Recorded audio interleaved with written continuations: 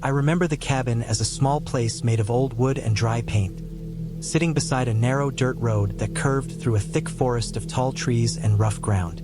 I went there because I wanted quiet time away from noise and people, and because I thought I needed a break from the stress in my life. The trip was supposed to be simple. I wanted to sit alone, cook my food on the old stove, read, walk near the trees, and sleep in peace while the wind moved through the leaves outside. I had no idea how different everything would feel once the first night passed, and how every detail of that place would stay in my mind. The cabin had one main room with a bed against the wall, a small kitchen area with an old gas stove, a sink with a metal tap, and a table with marks and scratches across the surface like many things had been dragged on it before. There was also a small back storage room with cracked shelves and boxes full of tools and old junk that looked untouched for many years. The floor made sounds when I walked across it, every step slow and loud under my shoes. The smell inside the cabin was a mix of dry dust, old wood, and cold air that came in through the tiny gaps in the walls. Outside the cabin, the ground went downhill toward a group of trees. The earth was uneven, and the grass was thin and rough. When I arrived, the sun was bright but cold, and the wind was light. I felt normal then. I unpacked my bags and placed my things on the bed and the small table. I noticed how distant everything felt, like there was no one near me for miles. I thought that silence would feel peaceful, but the silence in that area felt heavier, like it had weight, like it pressed against my ears. I spent the first hours sweeping dust from the floor, wiping the shelves, and checking the windows. The glass on the windows was thin, and some of the frames had small cracks. I saw marks on the windowsills that looked like old scratches, as if someone had dragged something along them many times. I tried not to think too much about it. I told myself the marks came from animals, or maybe from old tools someone placed there long ago. When the evening came, the sky slowly turned gray, and the air grew colder. I boiled water, made a simple meal, and sat at the table while the wind pushed against the outside walls. I could hear the trees moving, but every sound echoed through the cabin in a strange way, stretching longer than it should. I stayed awake longer than I planned. I kept looking at the windows, watching the trees turn into dark shapes as the sun disappeared. When it was fully dark, I turned off the lights and laid down on the bed. I felt the mattress sink under my weight. I stared at the ceiling for a long time, listening to the sounds outside. The silence between each sound felt longer than normal. I felt like the night around the cabin was endless. The darkness outside the window was so deep that the glass looked like a solid black wall. That was when I first heard the sound. It was a slow, dull scrape against the outside wall near the back of the cabin. It was not loud, but it was steady. It sounded like something rough dragging across the wood. I stayed still on the bed and listened to it. I tried to explain it in my mind. I told myself it could be a loose branch moving in the wind, hitting the wall again and again. But the sound was too slow, too controlled. It stopped for a moment, then started again, a little lower on the wall, as if it was moving along the side of the cabin. I felt my chest tighten. My body stayed still, but my heart beat faster. I turned my face toward the window, even though I could not see anything through the darkness.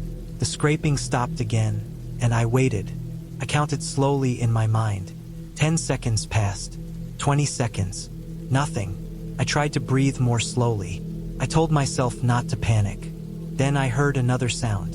This time it came from the back storage room.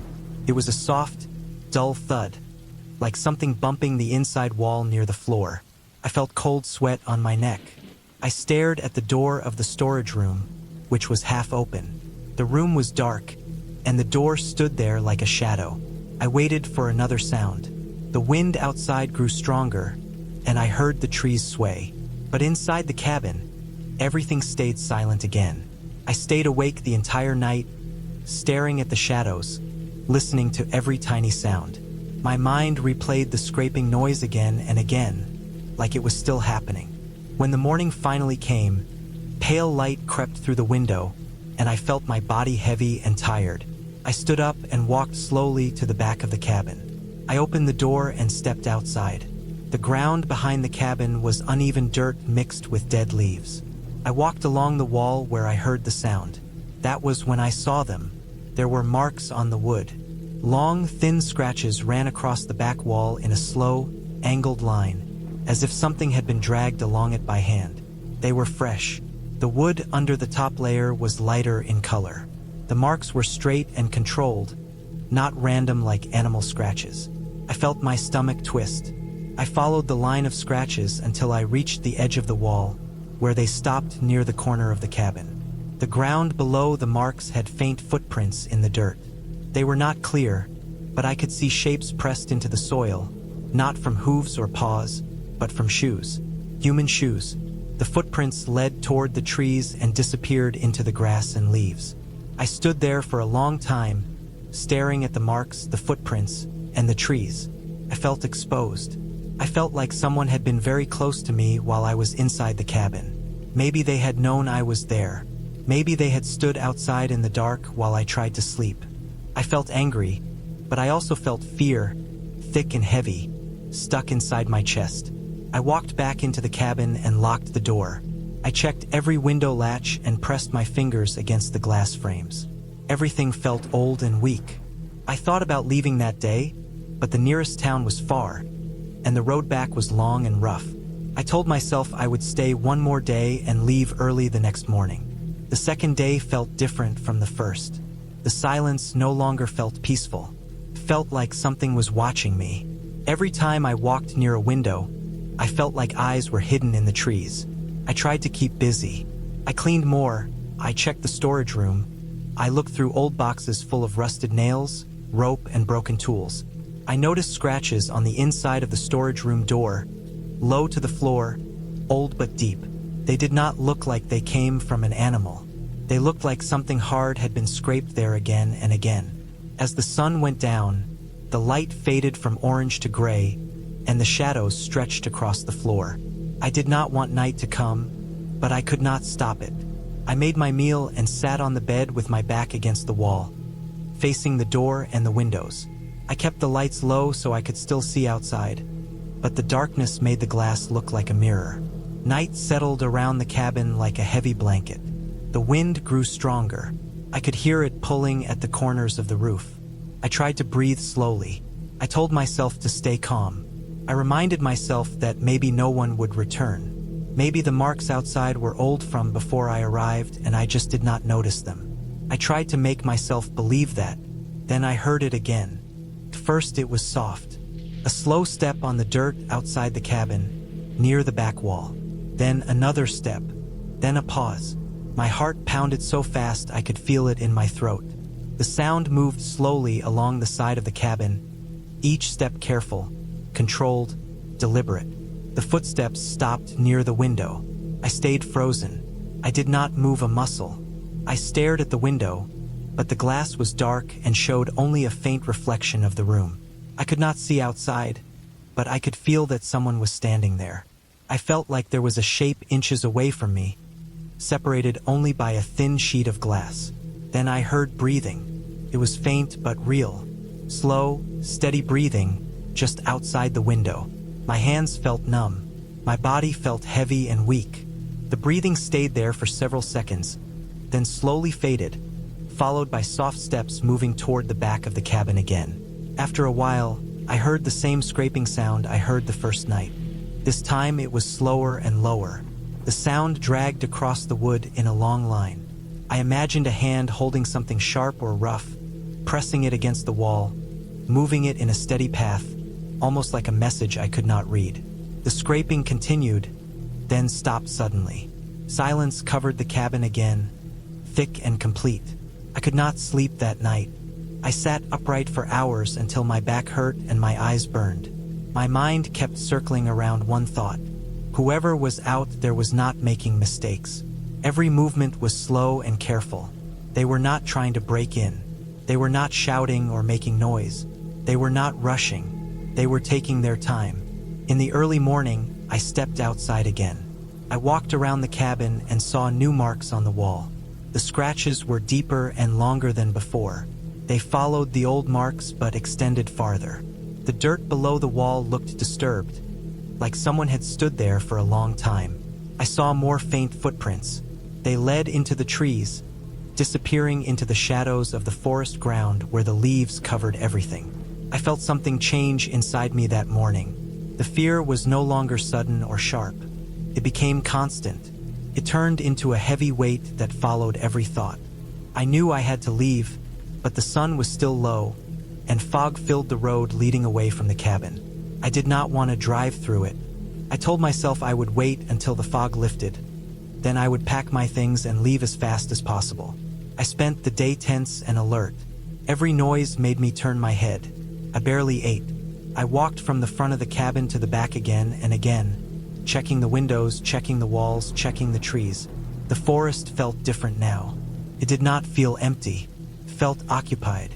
It felt like someone lived there, hidden in the spaces between the trees, watching from behind the dark trunks and branches. When evening came again, I felt trapped. The light faded, and I realized I would have to face another night in that cabin. I tried to prepare myself. I kept a heavy metal tool from the storage room near me. I sat near the bed and listened to the wind. Hours passed slowly. Then I heard movement again. This time it did not begin at the back wall. It started near the front steps of the cabin. I heard soft dirt shifting, then a slow step on the wooden step outside the door. The wood creaked under the weight. The sound was not rushed. Whoever it was moved like they were familiar with the place, like they knew exactly where to step. I stared at the door. I could see the faint outline of the frame in the dim light. I felt my breathing become shallow. Another step pressed into the wood. Then silence. I imagined someone standing directly in front of the door, inches away from me, separated only by a thin slab of old wood. I waited for a knock or for the handle to turn, but neither happened. Instead, after a long pause, I heard the person move again, stepping away from the door, walking along the side of the cabin, slow and patient, like they were studying the walls again. After some time, I heard the scraping. This time, the sound did not travel. It stayed in one place, pressing hard into the wood, dragging back and forth over a short area, again and again, like someone was carving something deep into the wall. The noise vibrated through the inside of the cabin, and I felt it in my bones. It went on for a long time, stopping and starting, like the person outside was adjusting their hand, leaning closer, focusing on the mark they were making. Eventually, the sound stopped. The footsteps faded into the trees. The rest of the night was silent. When morning came, I stepped outside slowly, my body shaking even though the air was calm. I walked to the area where I heard the scraping. I saw a deep, wide shape carved into the wood. It was long and uneven, like someone had pressed an object hard against the wall and dragged it with force. It was not a symbol. It was not a word. It looked almost like someone had been testing the strength of the wood or slowly destroying it for a reason I did not understand. Something about the mark made me feel sick. It was not random. It felt personal. It felt like it was meant to show presence, control, patience. I realized then that whoever had been there did not come by accident. They were not lost. They were not curious. They were returning. They were visiting. They had likely been there long before I arrived, using the empty cabin as a place to move around at night, staying close but unseen. And now I was in their space. The fear no longer felt like a reaction, felt like knowledge. I understood that staying one more night would be a mistake. I packed my things, hands shaking, heart beating fast. I moved quickly, stuffing clothes into my bag, closing every zipper as fast as I could. I checked the windows one last time. Outside, the trees stood still, the air quiet, but the silence felt watchful. I carried my bags to the car and placed them in the back. The road ahead looked empty, stretching between the trees like a thin path into nowhere. I walked to the back of the cabin one last time and looked at the deep carved marks in the wall, the faint footprints on the ground, the line of scratches stretching across the wood like a record of presence and time. I realized something important in that moment. The person out there never tried to break in. They never tried to harm me directly. They only made me aware that they were there, close enough to touch the walls while I slept inside. They moved slowly, like someone who believed the space belonged to them. They did not rush because they did not feel fear. They did not need to come inside because controlling the space from the outside was enough. Their quiet movements, their patience, their long scraping marks, all of it felt like a warning, but not for my safety. It felt like a message that I did not belong there, and that they were watching as long as I stayed. I understood then that nothing about what happened was supernatural or mysterious in a fantasy way. It was real. It was simple. It was someone who lived unseen in the empty parts of the forest, someone who used the cabin when no one was there, someone who had learned to move at night without being noticed, someone who did not want to share the space with a stranger. I got into my car and started the engine. My hands shook on the steering wheel as I drove down the dirt road, the trees closing in on both sides. As the cabin disappeared behind me, I felt a strange mix of fear and relief. I knew that whoever had been out there would probably return to the cabin that night, walk along the walls again, touch the wood again, and maybe carve new marks into the surface. But I also knew something else with complete clarity. The danger had never been about ghosts or creatures or anything unreal. The danger had been about a real person who chose silence instead of noise, patience instead of confrontation, and presence instead of absence. Someone who knew how isolation worked. Someone who understood that fear grows strongest when it has no clear face and no clear voice. I left that cabin knowing I would never return. I left with the image of those scratches burned into my mind, the sound of slow footsteps on dirt, the feeling of someone breathing outside the window while I lay awake inside. The ending of that experience was simple and clear. I survived because I left. I survived because I understood that the most frightening things in that place were not supernatural forces, but real people who move quietly in empty spaces, who wait in the dark, who watch without speaking, and who do not need to break a door to enter your life. They only need to stand close enough to remind you that you are not as alone as you think, and that sometimes the scariest truth is not what you imagine, but what is already there, silent, patient, and real.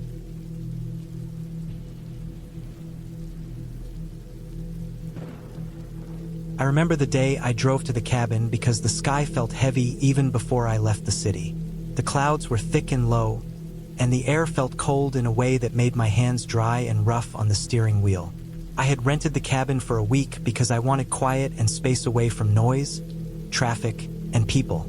I thought it would help me clear my mind. I wanted silence and long days of thinking, walking, and writing in a small notebook I carried.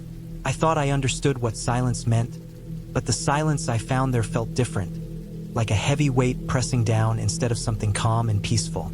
The road to the cabin was narrow and rough, with broken edges where the ground had crumbled away. Tall trees stood on both sides, their branches hanging low, and the deeper I drove into the woods, the darker everything felt. The cabin sat far away from other homes, at the end of a long dirt road that twisted through trees, rocks, and patches of high grass. When I reached the small clearing, the place looked older than the photos I had seen. The wood on the outside walls was faded and dry, with cracks running across it like old scars. The metal roof was dull and stained by rain and rust. The air felt cold and still around it, and the smell of wet soil and old wood lingered in every breath. I parked the car near the cabin and stepped out. The ground was soft and uneven under my shoes, and I could hear the faint sound of wind moving through the trees, but it felt distant, like it did not belong to the place where I stood. There were no other sounds, no birds, no insects, no flowing water, just stillness. I lifted my bag from the back seat and walked to the steps leading up to the small porch. The steps creaked under my weight in a slow, tired way, and I felt something strange in my chest, like my body already knew something was wrong, even though my mind did not want to accept it. Inside, the cabin smelled like dust, damp wood, and something faintly sour, like old food or something that had sat too long without air. The floorboards were rough and scratched, and the walls were bare except for a few rusty nails sticking out where pictures must have once hung. There was a small kitchen area with a metal sink, a narrow counter, and a few shelves with chipped plates and a couple of old pans. A small table stood near a window, and a single wooden chair sat beside it. In the corner was a bed with a thin mattress and a heavy blanket that smelled slightly like mildew. I walked through the cabin slowly, taking in every small detail. The windows were cloudy and streaked, and the glass felt cold when I touched it with the back of my hand. The door to the small bathroom stuck when I tried to open it, and I had to push harder than I expected. Inside, there was a cracked mirror, a small sink, and a shower with a metal frame spotted with rust. The light switches made no sound when I flipped them. There was no electricity yet. I remembered that the description had said the power came from a small generator outside, so I walked back out to find it. Behind the cabin, near a cluster of rocks and thick bushes, I found the generator. It looked old but clean, like someone had wiped it down many times but never replaced it. A small can of fuel sat next to it, half full. I filled the tank, pulled the cord, and listened as it slowly came to life, first weak and uneven, then stronger, steady, and loud enough to echo slightly across the trees. The sound felt harsh in the quiet air, cutting through the stillness, but I told myself it was normal, just part of staying in a remote place. When I went back inside, the lights flickered on, weak yellow light filling the room. The refrigerator hummed softly, and the air felt slightly less heavy. I unpacked my things, placing my notebook on the table, my clothes folded on a small shelf near the bed. I tried to settle in, but something felt off from the start. The silence outside, under the sound of the generator, felt watchful, as if the trees themselves were holding their breath. That first evening, I decided to walk around the clearing and get used to the area. The ground felt uneven beneath my feet, and patches of damp leaves stuck to my shoes. I followed a faint path behind the cabin that led deeper into the woods. I noticed old tire marks in the dirt, but they looked faded, like no one had driven there in a long time. The trees grew closer together the farther I walked, and the air felt colder, but I kept going, trying to calm myself with the idea that I was only imagining things. After a few minutes, I came across something unusual. Hidden partly behind bushes and branches was an old fire pit made of rocks, blackened in the center from long ago use. Broken pieces of wood lay nearby, along with a few scraps of metal and what looked like a piece of torn fabric caught on a branch. It was dirty and faded, and I could not tell what it had once belonged to. The area around the fire pit felt wrong, like something had happened there that had left a mark on the ground itself. I stood there for a while, staring at it, feeling a thin layer of unease spreading through me. I turned back before it grew too dark. The air cooled quickly as the sun went down, and by the time I reached the cabin, the clearing was already dim. I turned on one small lamp near the bed and sat at the table. I tried to write in my notebook, but my thoughts felt scattered and slow. I kept thinking about the fire pit, the torn fabric, and the strange feeling in the air. Eventually, I stopped trying to write and stretched out on the bed, staring at the ceiling. The noise of the generator outside sounded distant and steady, but it did not make me feel safe. Instead, it made me feel more aware of how alone I was. That night, I slept lightly, drifting in and out of shallow dreams that felt more like fragments of memory than real dreams.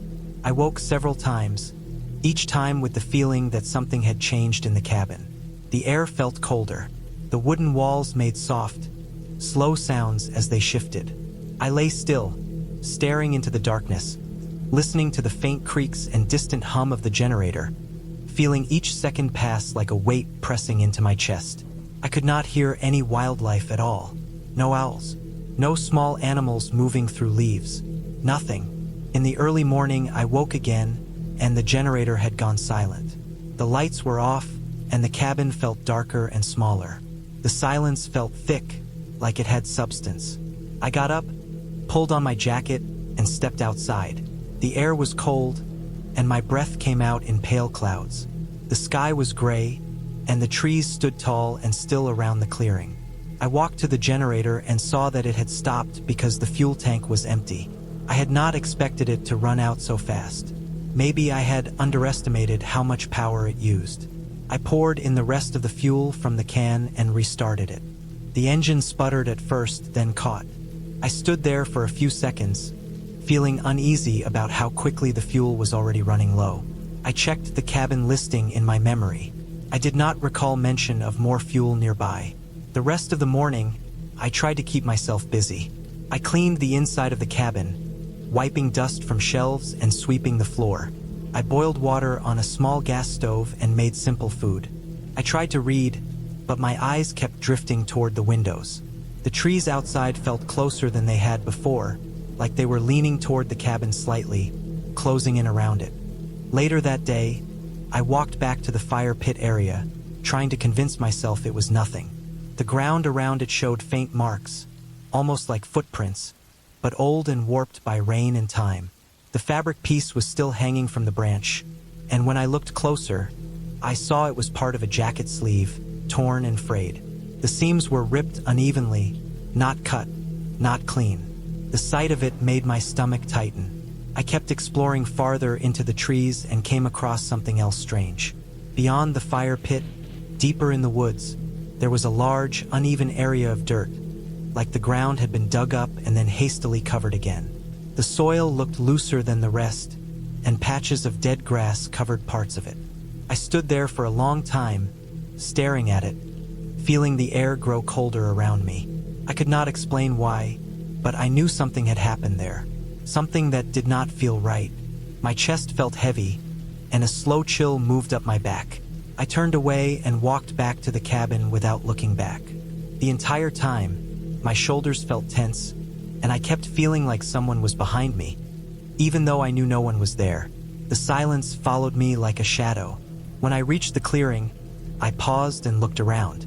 The cabin stood there, small and worn, and for the first time I noticed how isolated it truly was. There was no sign of nearby houses, no distant road noise, no signs of other people. Only trees and cold air stretching out in every direction. As the days passed, the unease grew stronger. At night, I would wake to faint sounds inside the cabin. Not voices, not footsteps, but small, sharp noises like gentle pressure on the floorboards or soft scraping against the outer walls. Each time, I would lie still, my heart beating hard, staring into the dark. When I finally gathered the courage to get up and move around, I would find nothing out of place. But the feeling that something had been there lingered long after. On the third day, something changed. The generator shut off earlier than before, far sooner than made sense based on how much fuel I thought remained. When I checked it, the tank was completely empty, even though I had filled it not long before. I stared at it for a long time, confused and uneasy. I searched the area, thinking maybe fuel had leaked, but the ground was dry. I felt alone in a way that made my skin crawl. There was no nearby town within walking distance, no extra fuel. The cabin listing had not mentioned what to do if the generator failed. Without power, the cabin grew colder. The shadows inside seemed to stretch across the walls in long, uneven shapes. I tried to stay calm, but my thoughts kept circling back to the fire pit, the torn fabric, the disturbed soil in the woods, the strange marks near the ground. I tried to tell myself these were old things, unrelated to me, relics of someone else's life, someone else's story, but the silence made my thoughts louder, sharper, harder to ignore. That night was the worst. I lay in bed in complete darkness, wrapped in the heavy blanket, my body tense and still. The air felt dense, like it was closing in. The cabin made slow, steady sounds, would shifting and settling. But beneath those sounds, I felt something else. A faint vibration in the floor, a light pressure through the mattress, as if something moved outside, slow and careful, near the walls. I could not see anything, but my mind built images based on the sounds and the memory of the disturbed ground in the woods. I imagined someone once living here. I imagined someone hiding things, burying things, returning again and again. I imagined anger, panic, fear, desperation. The story formed on its own in my head, and the more I tried to push it away, the clearer it became. I felt trapped between the darkness inside the cabin and the darkness outside the walls. Hours passed in that heavy stillness. My muscles ached from lying stiff and alert. My jaw felt tight, and my teeth pressed together. Each small sound felt amplified in my mind until it filled the entire room. Eventually, exhaustion pulled me into a shallow sleep, but even there, I felt the same tension, the same sense of being watched by something that was not supernatural but deeply human, something rooted in real events, real actions, real fear. In the morning, I made a decision. I knew I needed to leave the cabin before the unease turned into something worse. I packed my things quickly, moving through the cold interior with shaky hands. The silence felt heavier than ever, as if the cabin itself was pushing against me, holding onto me in some quiet way. Before I left, I walked one last time toward the edge of the clearing, looking at the line where the trees began. I thought about the fire pit, the torn jacket sleeve, the loose dirt, the absence of wildlife, the strange nighttime sounds. I did not want to know the full story anymore. I did not want to understand what had happened there or why the place felt like it carried the memory of actions that could not be undone. I got into the car, started the engine, and drove away slowly down the rough dirt road. As I moved farther from the cabin, the air felt different, lighter in small degrees. The trees no longer felt like they were leaning inward. The silence slowly changed back into something normal, something empty instead of tense. After a while, I reached the main road and kept driving until the trees were far behind me. Even after I left, the memory of the cabin stayed with me. At night, when I lay in my own bed back in the city, I would remember the stillness of the clearing, the cold air pressing against my skin, the faint marks on the ground, the disturbed soil in the woods. I would think about how places can hold the weight of what people do there, even when those people are gone. I would think about how silence can hide things, not in a magical or supernatural way, but in a way shaped by fear, secrecy, and time. The ending for me was not a sudden event or a single moment. It was the slow understanding that the cabin was not just an old building in the woods. It was a place where something real and dark had happened, something that left behind subtle signs in the ground, in the air, in the feeling of the space itself. I left because I knew staying there would not uncover answers, only deepen the sense of unease and fear rooted in real human actions, not stories or fantasy. I never went back to that cabin, and I never tried to learn more about its past. The clearest ending was leaving it behind and accepting that some places carry a weight you can feel even when you do not know the full truth, and the safest choice is to walk away while you still can.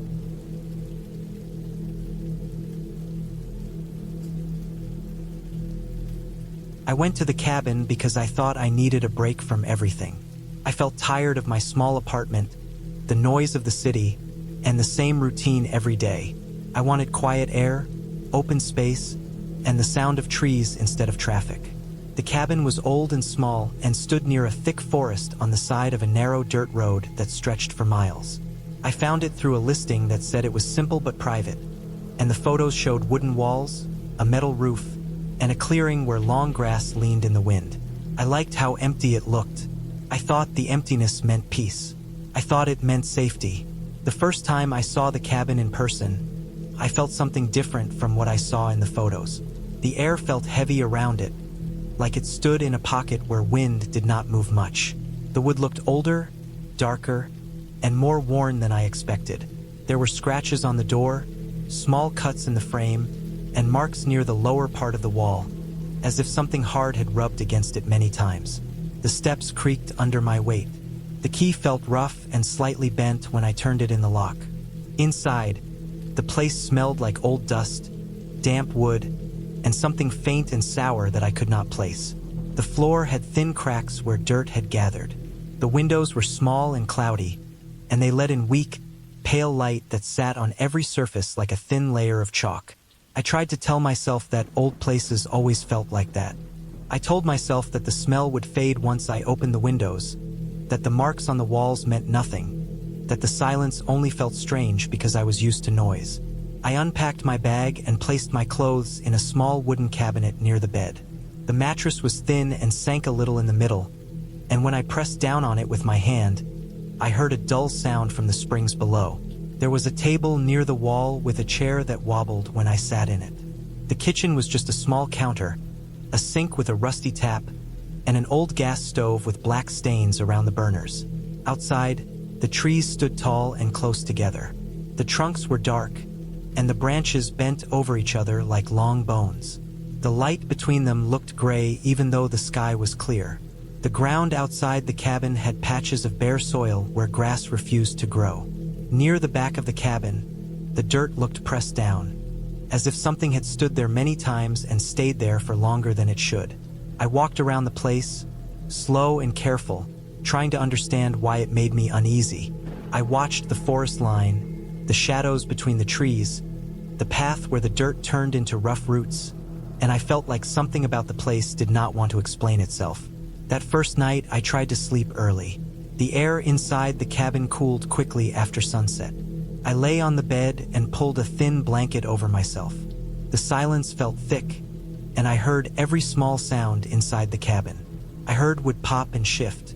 I heard the faint buzz of insects near the window. I heard my own breathing and the slow beat of my heart. For a while, that was all. Then, after some time passed, I heard a different sound. It was soft at first, barely there, like something brushing lightly against the outside wall. I stayed still and listened harder. The sound came again, a slow drag along the wood, like something moving close to the surface. I held my breath without meaning to.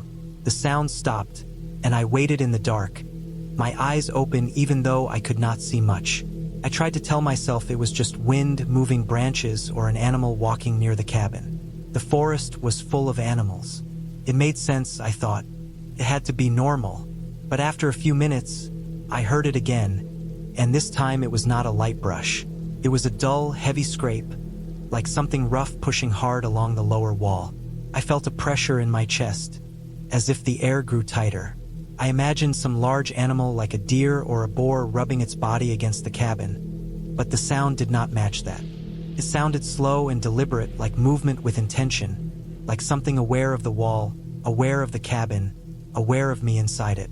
I stayed awake for a long time that night. I stared at the ceiling and counted my breaths. The sound stopped after a while, but the silence afterward felt worse. It was not the quiet of an empty place. It felt like quiet that listened back. I fell asleep much later than I planned, and when I woke up in the morning, I felt drained, like my sleep had been shallow and full of tension. When I stepped outside, I went to the side of the cabin where I heard the sound during the night. The dirt there looked disturbed. There were faint long marks in the soil, as if something had been dragged along the ground. I saw thin scratches in the wood near the lower part of the wall, not deep but long and fresh. The color of the wood inside the marks was lighter, and when I touched it with my fingers, tiny splinters came off. I felt a cold chill move through my body. I told myself again that it could have been an animal, but I did not know any animal that dragged itself like that against a wall so slowly and stayed in one spot for so long. I tried to keep my mind calm. I went about my day and walked a little into the forest, staying close to the path so I would not get lost. The ground there was soft in some places and hard in others. I saw fallen branches, rotting leaves, and dark patches of mud. The trees seemed to close in around me the farther I went, and the air grew cooler and heavier even though the sun still shone. I could hear small movements in the distance, maybe birds or small animals, but they never came close enough for me to see them. I always felt like something might be watching from deeper in the forest, just far enough away that my eyes could not reach it. I returned to the cabin before evening and tried to make food. The stove worked but smelled faintly of gas even after I turned it off. The smell inside the cabin changed. It mixed with the old wood smell and created something sharp and unpleasant that clung to the air. I opened one of the windows, but the weak breeze that came in felt stale, as if even the wind around the cabin carried something heavy. As night came again, I felt nervous in a way that I could not explain fully. My body felt tense, like it expected something before my mind did. I lay on the bed again and watched the shadows on the ceiling. I tried to tell myself that the first night had been my imagination, that I was only reacting to being in a new place alone, but deep down I did not believe that. The sound returned, but this time it came earlier in the night and stronger than before. I heard the slow drag against the wall, then a dull thud, like weight pressing against the wood. The cabin seemed to react to it. The floor gave a small vibration that traveled up through the bed frame and into my back. The sound moved along the wall, from one side of the cabin to the other, stopping near the window where my bed stood. I stared at the glass, but the darkness outside was too thick. The window only reflected a faint shape of my face. I felt afraid in a very physical way. My mouth went dry. My hands felt cold and slightly numb. I could not move for a while because I thought that any movement might somehow draw attention. I listened to the slow movement outside, the dragging, the pressure, the scraping along the foundation. I imagined something tall, something thin, something standing close enough to feel the cabin through its body. But I forced myself to think of real things. I thought of strange people wandering, or someone living in the woods, or an injured animal moving awkwardly. None of those thoughts helped. All of them made it worse. It went on for a long time, stopping, starting again, moving around the cabin as if circling it. At one point, I heard something like a faint shift near the door, as if something stood still right in front of it. The air inside the cabin felt tight and stale. My body remained tense, and my breath stayed shallow. After what felt like hours, the sound faded away, moving slowly into the distance until I could not hear anything anymore. The next morning, I checked again. This time, the marks were clearer and deeper. In the dirt, I saw longer drag lines. They curved in a strange pattern, not like footsteps, not like tracks, more like something heavy being pulled across the ground by something else. The wood had more scratches, some higher, some lower, like repeated contact at different heights. I looked toward the forest and stared at the tree line for a long time. I felt exposed standing there in the open. The forest felt like a wall that hid something, and I did not like how silent it seemed while I stood outside. I thought about leaving.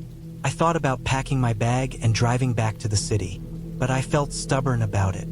I had come to rest, to reset myself, and I did not want to leave just because I felt uneasy. I told myself that maybe the previous guests had children or dogs that played around the cabin and left marks that only looked new. I forced myself to act normal. I read a book I had brought, walked a little more on the road instead of into the forest, and tried to keep my mind busy. But as the day went on, I noticed small things inside the cabin that I had not seen earlier. The floor near the door had faint dirt marks, as if dried mud had been dragged inside at some point. The cabinet near the bed had a tiny crack in its side that looked like it had been hit hard from an angle. The back of the chair had a dent in it, like something heavy had pressed against it. None of these things looked new, but together they made me wonder what kind of people had stayed here before me, what they had done, what they had experienced, and why the cabin looked like a place that carried quiet damage. That night, I did not sleep right away. I lay awake, waiting, listening even before anything started. My heart beat harder than it should have. Every small sound made me alert. At first, there was only silence. Then I heard something different from before. It was not dragging now. It was a slow, repeated tap against the wooden wall, spaced out and steady. Came from low near the ground, then higher, then low again. The sound went around the cabin in the same slow path as the previous nights. The taps stopped near the window for a long time. I could not see anything outside, only a black surface where glass met darkness. I felt a strong urge to leave the bed, but my body stayed frozen. The tapping stopped. For a few seconds, there was nothing, and then I heard a new sound that made my skin crawl. It was the faint sound of something pressing lightly against the window glass. Not scratching, not knocking, just slow pressure. The glass made a tiny creaking sound like it was under stress. I felt real fear then, fear that rooted deep in my chest. I understood in that moment that whatever was outside was not acting like an animal. It was aware of the cabin. It was aware of edges, surfaces, corners, and weak points. I stayed like that, still and silent, until the sound moved away again. I did not sleep at all that night. I waited for morning like someone waits for rescue. When the light finally seeped into the cabin, I stood up slowly, my body stiff and sore.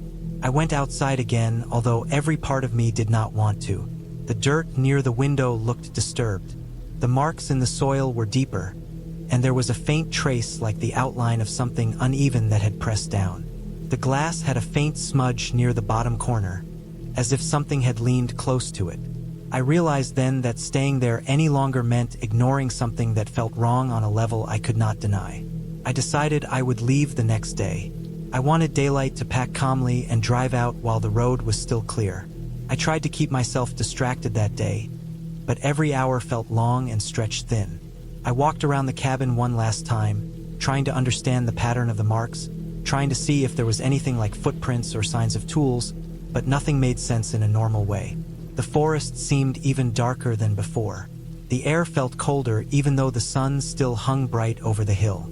As night fell again, I felt a deep dread because I knew I still had one more night to get through. I lay on the bed fully dressed, ready to stand and leave at the first sign of danger, even though I knew darkness outside made the road unsafe. My body felt tense from head to toe. I listened, waiting for the first sound, and when it came, it felt worse than all the nights before. The dragging returned, slower and heavier. The cabin walls carried the vibration of it. I heard movement near the back wall, then along the side, then near the door. I heard weight press against the wood as if something leaned into it and stayed there, testing it, feeling it. The air inside felt thick, stale, and trapped. My breathing sounded loud in my own ears. The sound moved to the window again and stopped. The glass creaked faintly under pressure. I felt as if something on the other side of that thin pane of glass wanted to know exactly how strong the barrier was. For a long time, it stayed near the window. My body felt frozen, but my mind raced. I thought about real people, real danger, someone hiding in the woods, someone watching the cabin night after night, learning its shape, testing its walls. That thought scared me more than anything supernatural ever could. The idea of a real person out there with real intent made my fear sink deeper into me. Then the sound changed again. I heard soft steps on the porch, wood bending slightly under weight.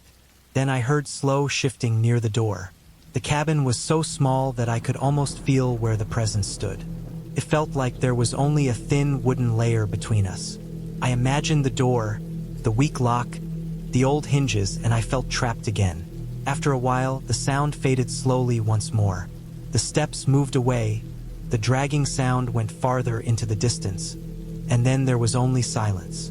But I did not move. I stayed still for a long time, waiting to make sure it was really gone. My muscles ached from staying tense so long.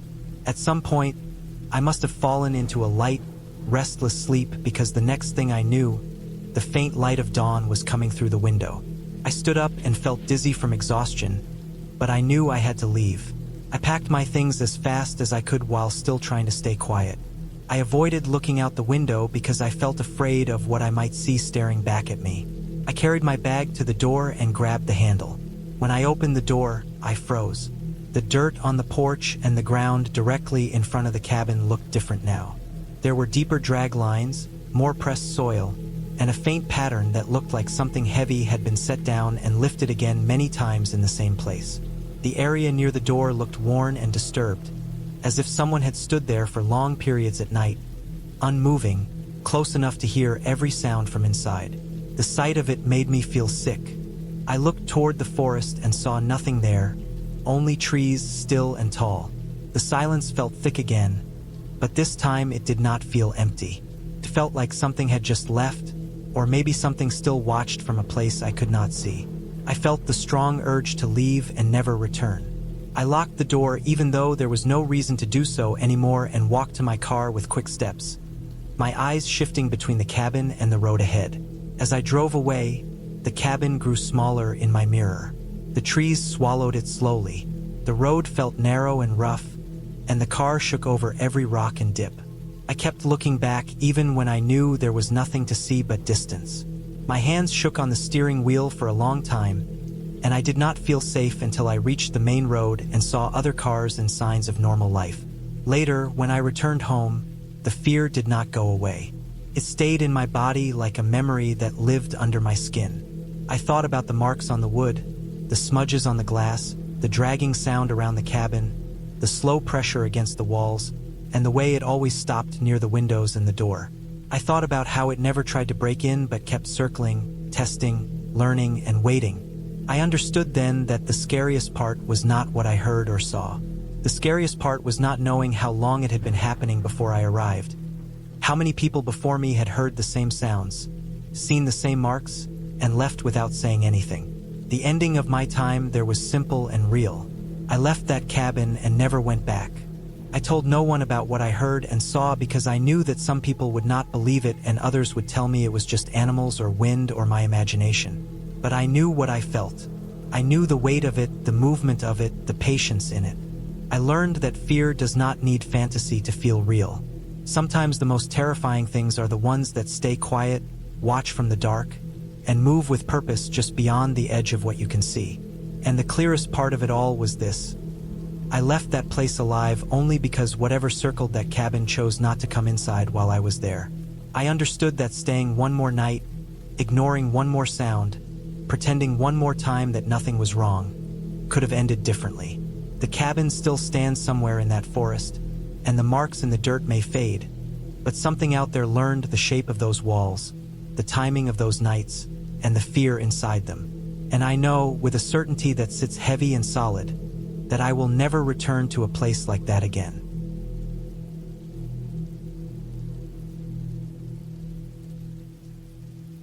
I went to the cabin because I wanted quiet. I wanted time away from my phone, away from noise, away from the city. The cabin belonged to a distant relative who rarely used it. It sat deep in a forest on a slope that faced a wide lake. The road to it was narrow and rough, with tall trees leaning over both sides like long arms made from dark wood. The air felt colder the higher I drove, and by the time I reached the cabin the sun was already low and the sky looked pale and empty above the treetops. The cabin was small and old. The wood was dry and dark, and the porch was slightly tilted. The steps made a dull sound every time I walked on them, like they were tired from years of wait. I carried my bags inside and the air smelled like dust and old water. There was one bedroom, a small kitchen, a narrow living area, and a back door that opened toward the slope that went down to the lake. Everything inside was simple. A bed with a thin mattress, a small table, 2 chairs, a few shelves with canned food from years ago, and a metal stove in the corner with black marks climbing up the wall behind it. The silence inside the cabin felt heavy, as if it was resting there for a very long time and I was disturbing it by just breathing. I spent my first hours cleaning. I wiped the shelves, swept the floor, and opened the small windows to let the stale air move out. Cold wind came in and touched my hands and face. I felt alone in a way that I was not used to. I could hear every small sound my body made. My breathing, my heartbeat, my shoes against the old floor. There were no cars, no people, no voices, only the soft sound of trees moving outside. I cooked a simple meal and ate it slowly while I watched the sky turn darker through the window. The trees became shadows, the lake turned into a deep black shape, and the world outside the cabin seemed to vanish into darkness. That night I tried to sleep, but my mind kept drifting. I lay on the bed and stared at the ceiling. The wood above me had small cracks and knots that formed strange shapes in the dark. I could hear the wind moving around the cabin. Sometimes it sounded like something brushing against the walls. Sometimes it sounded like footsteps on the porch, even though I knew it was just branches or small animals. I kept telling myself that everything outside was normal, that forests made sounds, that old cabins creaked, that nothing was wrong. But lying alone in a dark place makes ordinary sounds feel different. They feel closer, sharper, more personal. I tried to slow my breathing and close my eyes, and eventually I fell asleep. When I woke up, the cabin was cold. The air felt thin and quiet. I walked outside and saw thick fog rising slowly from the lake. The world felt small, like everything beyond the trees had disappeared. I spent the morning walking around the area. The ground was soft, covered in damp leaves and fallen branches. I found a narrow path that went deeper into the forest, but I did not go far. The trees were tall and dense, and the deeper I went, the darker it felt. I turned back and returned to the cabin. I tried to relax, but there was a strange sense of tension inside me, like my body was aware of something my mind could not see. Later that day, I noticed something small but strange. Near the back of the cabin, behind a tree, I saw footprints in the dirt. They were faint, like they were made a day or two earlier, but still clear enough to see. They were not mine. I studied the shape and size. They looked like footprints from boots. They led from the trees toward the side of the cabin and then stopped near the wall, as if someone had stood there for a while. I stood there staring at them with a slow, tight feeling in my chest. I tried to come up with simple explanations. Maybe someone from the area had walked by days ago. Maybe a hunter or a hiker had come close out of curiosity. The cabin was old. People might have seen it before. I tried to ignore the thought and moved on, but the image of those footprints stayed in my head like a small weight I could not shake. As the second night came, the air felt colder. I lit the stove and watched the small orange light move across the metal surface. I sat near it and listened to the faint crackling sound inside. The night outside was darker than before. No moon, no stars. Only a thick black space pressing against the windows. I lay in bed again, trying to fall asleep, but it took a long time. Sometime in the middle of the night, I woke up suddenly. Not because of a loud sound, but because of a quiet one. A soft, slow noise, like weight pressing against wood. For a moment, I did not move. I just lay still and listened. I heard the sound again. Came from the porch. The wood made a stretched, tired creak. My heart started beating faster. I told myself again that it could be wind or an animal. But the sound came again, heavier, slower, like something putting weight down and lifting it. I stayed still for a long time. I stared into the darkness and my eyes slowly adjusted. The room looked pale and gray, and the shadows looked thick. I felt aware of every part of my body. My hands, my chest, my breathing. The sound outside stopped. The silence afterward felt even worse than the noise. It felt like the world was holding its breath.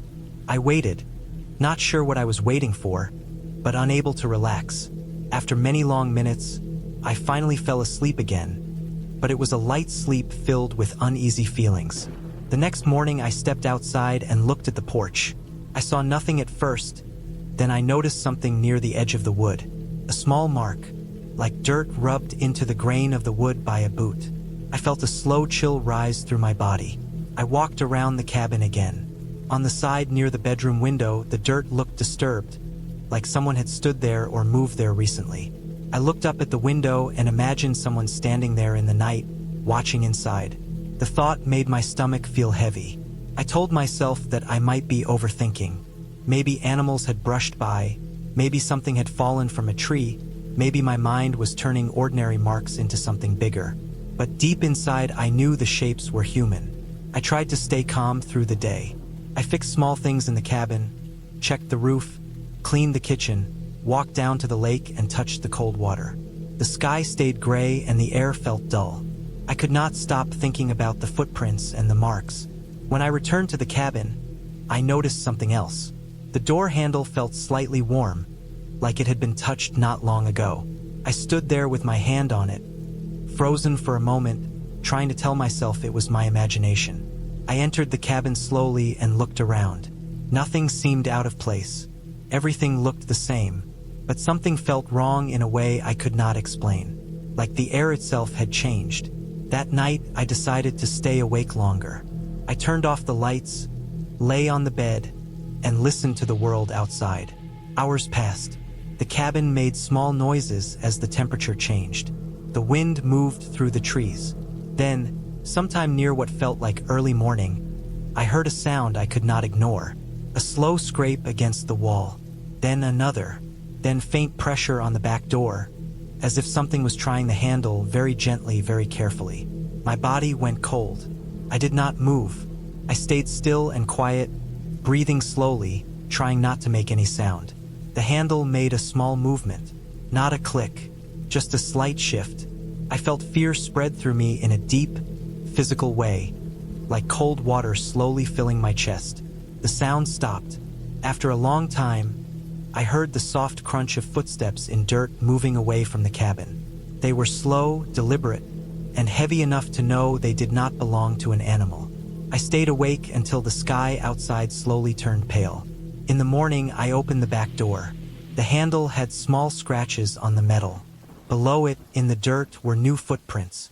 Clearer this time, larger. They led from the forest to the door and then back toward the trees. I looked around slowly. The forest felt different now. It did not feel empty anymore. It felt watched. I felt like I was standing inside someone else's space. I thought about leaving that day. I thought about packing everything and driving back. But a strange part of me wanted to stay. I told myself I was imagining things. I told myself that whoever walked near the cabin was probably just passing through. Maybe someone who lived somewhere deeper in the woods. Maybe a wanderer who came near but meant no harm. I tried to rationalize every detail because the alternative felt too real and too close. As the day passed, the weather changed. Clouds gathered over the lake and the wind grew stronger. The trees bent slightly as the air pushed through them. The sky turned darker long before night. I felt tense and uneasy the entire time. I checked the doors again and again. I tested the locks. I placed a heavy chair under the front door handle. Even though I knew the wood around it was old and weak, I kept moving around the cabin, not able to sit still. Night came again, and this time it felt heavier than before. The darkness outside looked solid, like a wall pressing against the cabin. The wind made long, low sounds through the trees. I lay in bed but did not even try to sleep. I listened and watched the shadows on the ceiling. Time felt slow. Every minute felt like an hour. Then I heard it again. Not soft this time, not careful. A steady stepping sound on the porch. Slow, heavy, patient steps, one after another. The wood creaked under each one. My body tightened and my breathing became shallow. The steps stopped near the door. The handle moved. The chair under it made a dull sound as the door pushed against it. The person outside did not try to force it, but held the handle for a long moment, like they were testing how solid it felt. Then silence. Not leaving, just stillness. Minutes passed. I could feel the presence outside even without seeing it. Then the sound moved, slowly, toward the side of the cabin. The dirt crunched softly. The steps stopped near the bedroom wall. I stared at the window. The glass looked dark, like a mirror showing nothing. I could imagine someone standing right behind it, inches away from my face, separated only by thin glass and a thin line of air. I stayed still, my body frozen with fear. I could hear the faint sound of breathing from outside. Not loud, but real enough that I knew it was not the wind. The sound stayed there for a long time, long enough for my muscles to ache from being tense, long enough for my mind to fill with images of what might happen next. Then slowly the sound moved again. The steps went around the cabin, then faded into the distance. I did not sleep at all that night. In the morning, the world outside looked calm and bright, as if nothing had happened. But the footprints were everywhere now. Around the cabin, near the trees, by the back door, by the bedroom window. They were fresh and sharp. I followed them a short distance into the forest, but they disappeared into a patch of dead leaves and dense soil. The trees stood tall and silent, giving away nothing. I knew then that I was not imagining anything. Someone had been coming to the cabin, not once, but again and again. Not by accident, not by mistake. They had been watching, studying, approaching a little closer every night. I packed some of my things and placed them near the door so I could leave quickly if I needed to. But the road out of the forest was long, and the thought of driving it in the dark scared me almost as much as staying did. I told myself I would leave in the morning. One more night, I thought. Just one more night and then I would go. That night came faster than I wanted. The sky turned black and the wind became quiet. Too quiet. The silence itself felt wrong. I sat on the bed with my back against the wall, my eyes fixed on the door and the window. Hours passed, but I did not move. My body felt tired, but my mind was sharp with fear. Then it started. Not slow footsteps this time. Not cautious movement. Heavy, direct steps approaching from the trees behind the cabin. The sound grew louder, closer, more certain. The steps reached the back door and stopped. The handle moved hard. The wood shook. The chair under the front door handle vibrated slightly even from across the room. I felt fear rush through me like a wave. The person outside tried the handle again, harder, pressing their full weight against the door. The old wood made a deep, strained sound. Then the sound stopped. For a moment I thought they had gone. But then I heard nails or metal scraping against the window frame, slow and steady, like someone trying to pry the frame loose. The glass trembled slightly. I could see the faint outline of a shadow on the other side. The air inside the cabin felt thin, like there was not enough of it. My heart pounded so hard it almost hurt. My body shook with cold and fear. I felt trapped inside the cabin, trapped inside my own chest, trapped in that moment. The scraping sound grew louder. The window frame made a dry cracking noise. The shadow outside leaned closer. I realized then that the cabin was not a shelter anymore. It was a box, a weak wooden box deep in the forest, far from anyone, far from help, far from anything except the person who kept coming back at night. I moved quietly to the other side of the cabin and waited, listening. The scraping stopped. The steps moved again, slow and steady, circling the cabin. They stopped near the front door, then near the porch, then near the bedroom. The person outside was not rushing. They were patient, careful, calm. They knew I was inside. They knew I had nowhere else to go. Time stretched into something that did not feel real. The darkness stayed thick. The sounds came and went, but never fully left.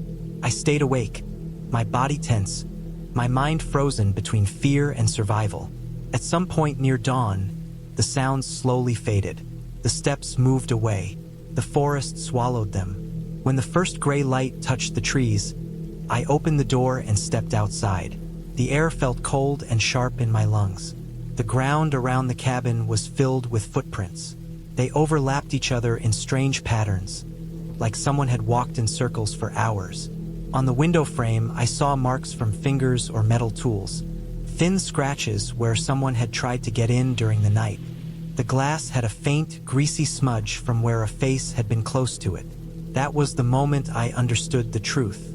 The person who came to the cabin was not lost, not curious, not passing through. They had a reason to be there. They kept returning because the cabin was isolated, forgotten, and silent. They came because nobody else came. They came because they knew whoever stayed inside would be alone. I did not wait any longer. I grabbed my bags, walked to the car, and started it with shaking hands. The road out of the forest felt longer than before. The trees on both sides looked darker and closer, like they were watching me leave. Every time the road curved, I imagined seeing someone standing between the trees, but the forest stayed still. When I reached the main road, the world looked normal again. Cars passed. The sky opened wide. The sounds of people and life returned. But inside me, something stayed behind, frozen in the cold air near that cabin. The ending is simple and clear. I never went back. I never told anyone the full details because I knew they would try to explain it away, the same way I tried to explain it at first. But I know what I heard. I know what I saw. I know someone kept coming to that cabin at night, moving closer every time, testing every wall, every door, every inch of space, as if they were waiting for the right moment to enter. The cabin still stands there deep in the forest, empty and silent. But I know it is not truly empty. I know that somewhere out there, someone remembers that place the same way I do, but for a different reason. And I know that if anyone ever stays there again, they will learn the same thing I did. The fear was not inside the cabin. The fear was the fact that someone else was out there in the dark, moving closer every night, and that they were real. And that is how it ended for me. Not with a scream, not with a sudden moment, but with the slow, heavy understanding that I had been watched for days, and that the danger was real, human, and silent. I left that place and I never returned, but the memory stays with me, clear and sharp, like the footprints in the dirt outside the cabin that morning.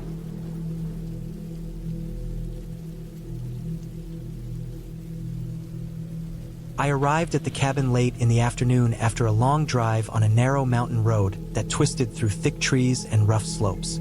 I had chosen this place because I wanted time alone away from noise, work, and people.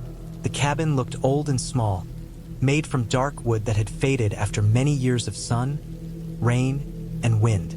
The roof looked uneven in some places, and the steps that led to the front door felt weak under my feet when I walked across them.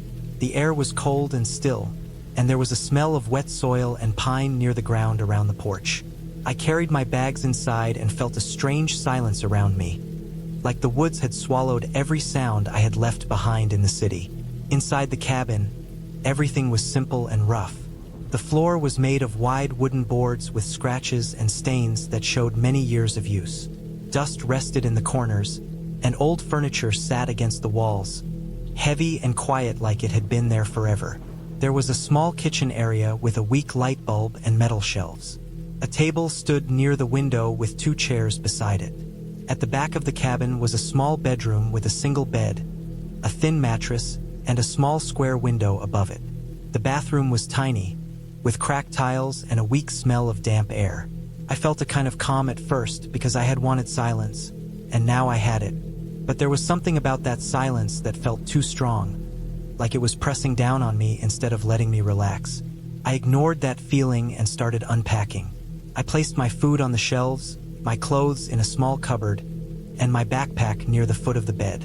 I walked back outside for a moment and looked at the woods around the cabin. The trees stood tall and close together, blocking much of the sky. The ground was uneven and covered with fallen branches, stones, and dry leaves.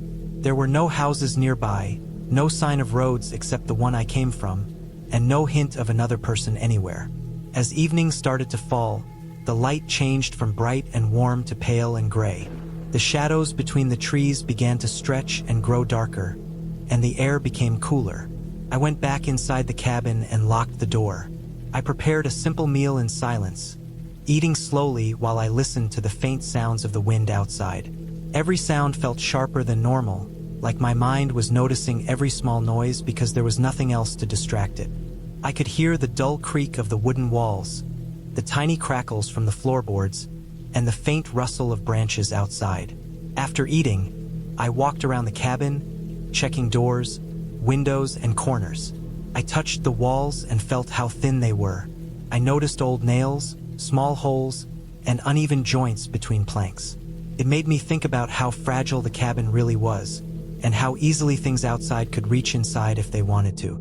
I tried to push that thought away, telling myself it was just an old building. When night finally settled in, the darkness outside was deep and solid. There were no city lights, no passing cars, no distant glow. Only black trees and a faint outline of the sky. I turned off the inside lights and went to the bedroom. I lay down on the thin mattress. The sheets felt cold against my skin. The silence in the room felt even stronger now. I could hear only my breathing, my heartbeat, and the soft ticking of the small old clock near the bed. Sometime in the middle of the night, I woke up. I did not know why at first. My eyes opened slowly, and the room was almost completely dark except for a faint line of gray from the small window. I stayed very still and tried to understand what had woken me. That was when I heard it, a dull sound outside. It was not loud, but it was clear. It sounded like something soft pressing onto the wooden porch, followed by a faint vibration through the floor. I felt a rush of cold fear spread through my chest as my mind tried to explain it. I told myself it might be an animal, maybe a deer or a stray dog, something moving across the porch by chance. I stayed quiet, breathing slowly, listening. A few seconds passed. Then I heard another sound, this time slightly heavier, like weight shifting slowly on the wooden boards. The sound was steady and careful, not random like an animal's movement. It felt like something was trying to move quietly. The realization made my body tense. I kept lying still, staring up at the dark ceiling, feeling every muscle in my body tighten. My heart started beating harder. The fear grew because the sound was not just near the cabin. It was right outside, almost above me. The sound stopped for a moment, and the silence returned, but now the silence felt different. It was not empty. It felt like something was waiting outside in the dark. After a short pause, I heard a faint scraping sound near the wall, like something touching or sliding along it. I could picture a hand, or a boot, or something solid brushing against the wood. A heavy feeling settled in my stomach. I remembered how isolated the cabin was, how far away the road was, how there were no neighbors nearby. I thought about how the phone signal was weak and unreliable in this area. I realized that if someone was outside, I was completely alone. I slowly turned my head toward the bedroom door, my body stiff and careful, trying not to make noise. I felt like even the sound of my movement could be heard from outside. I could not see the front door from the bedroom, but I could imagine it clearly. The thin lock, the weak frame, the old wood. I imagined someone standing on the porch, facing the door, listening to every sound I made. That thought filled me with fear. The sound came again. A slow step, then another. The wood creaked faintly under the weight. It was controlled and careful, like whoever was out there was trying not to be noticed. That made it even more terrifying because it meant intention. It meant purpose. I held my breath for a moment and tried to listen as hard as I could. My ears felt sharp, like they were straining to pick up every tiny sound. Then the sound stopped again. But now I felt like the presence was closer to the door, almost still, almost listening. I thought about getting up and checking through the window, but fear pinned me to the bed. I imagined standing up, walking to the window, and looking outside, only to see someone already looking back at me through the glass. The thought made my skin crawl and my chest tighten. Minutes passed slowly, stretching into what felt like hours. I lay there frozen, too scared to move. Eventually the sound faded and did not return. I stayed awake for the rest of the night, staring into the darkness, waiting for every small noise, feeling every small vibration in the floor as if it might be something else. My muscles ached from staying tense. My eyes felt dry and heavy, but I did not dare close them for too long, because the fear was still inside me. When morning came, the light crept into the bedroom in a pale and weak way, like it was trying to push the night away slowly. I sat up carefully and looked around. Everything looked normal, but the feeling inside me was still sharp and uncomfortable. I stood up and walked to the front door. My hands were shaking slightly. I unlocked the door and opened it slowly.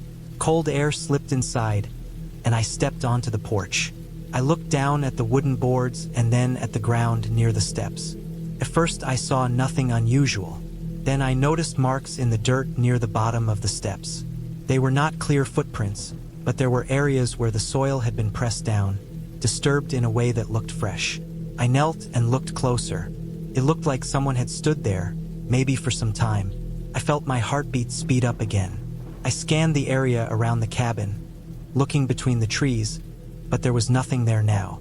Only silence, stillness, and empty woods. I spent the rest of the day trying to act normal, but the fear stayed close to me inside my mind.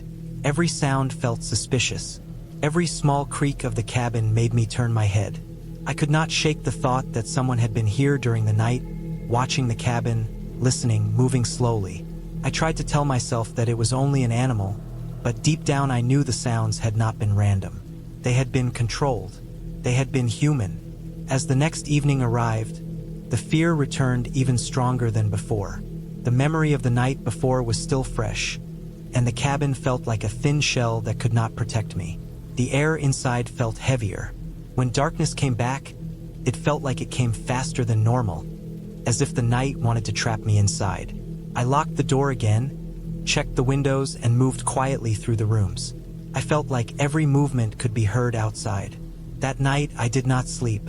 I lay in the bed with my eyes open, listening. Hours passed with nothing but faint wind and the soft sounds of the woods. Then, once again, I heard it. A slow creak on the porch. A measured step. Then another one. This time it sounded closer, heavier, like whoever was there was more confident, or more curious, or less afraid of making noise. My breath slowed as I forced myself to stay silent. My whole body felt like it was made of tight wires, stretched and shaking inside. The sound moved along the porch, then stopped near the door. The pause after that sound felt unbearable. It was like the air itself had stopped moving. I could feel something in that silence, like a presence, like weight. My thoughts raced.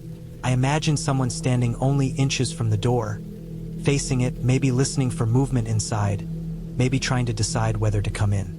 Then I heard a soft, slow sound that made my stomach twist. It was the quiet sound of pressure on the door handle. The old metal made a faint, dull noise as it shifted slightly. It was small but unmistakable. Someone was testing it. My heart pounded so hard that I felt it in my throat. I stayed frozen, not even breathing for a few seconds. The handle shifted again, slow and gentle, as if the person outside was trying to see if the door was locked without making noise. When the handle did not move further, there was silence again. Then there was a faint sound of something brushing against the door, maybe fingers or fabric or part of a jacket. It happened for a moment, then stopped.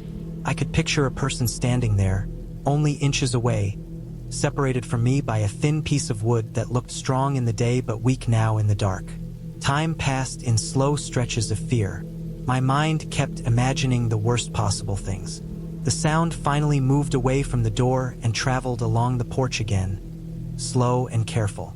Then it stopped near the side of the cabin, where the bedroom window was. I stared toward the window, my body stiff and rigid. I imagined a face, a shape, something standing just beneath it. I felt exposed, like I was no longer hidden, like the thin curtains meant nothing. I did not hear anything else after that for a long time. I waited, listening, too afraid to move, trapped between fear of making noise and fear of silence. The hours crawled by. Eventually, the faint light of early morning slowly appeared at the window. Only when the sky turned brighter did I finally sit up, my muscles sore and my head heavy. I walked slowly through the cabin again, then stepped outside, my body cold and tense. On the dirt near the sidewall, I saw clearer marks this time. Pressed soil, slight impressions. They were not perfect footprints, but they showed weight and repeated presence, like someone had stood there for some time. I looked toward the trees and felt a deep discomfort rising in my chest. I realized something important at that moment. Whoever had come here had come twice. They had returned. That meant it was not random. It was not accidental. It was deliberate.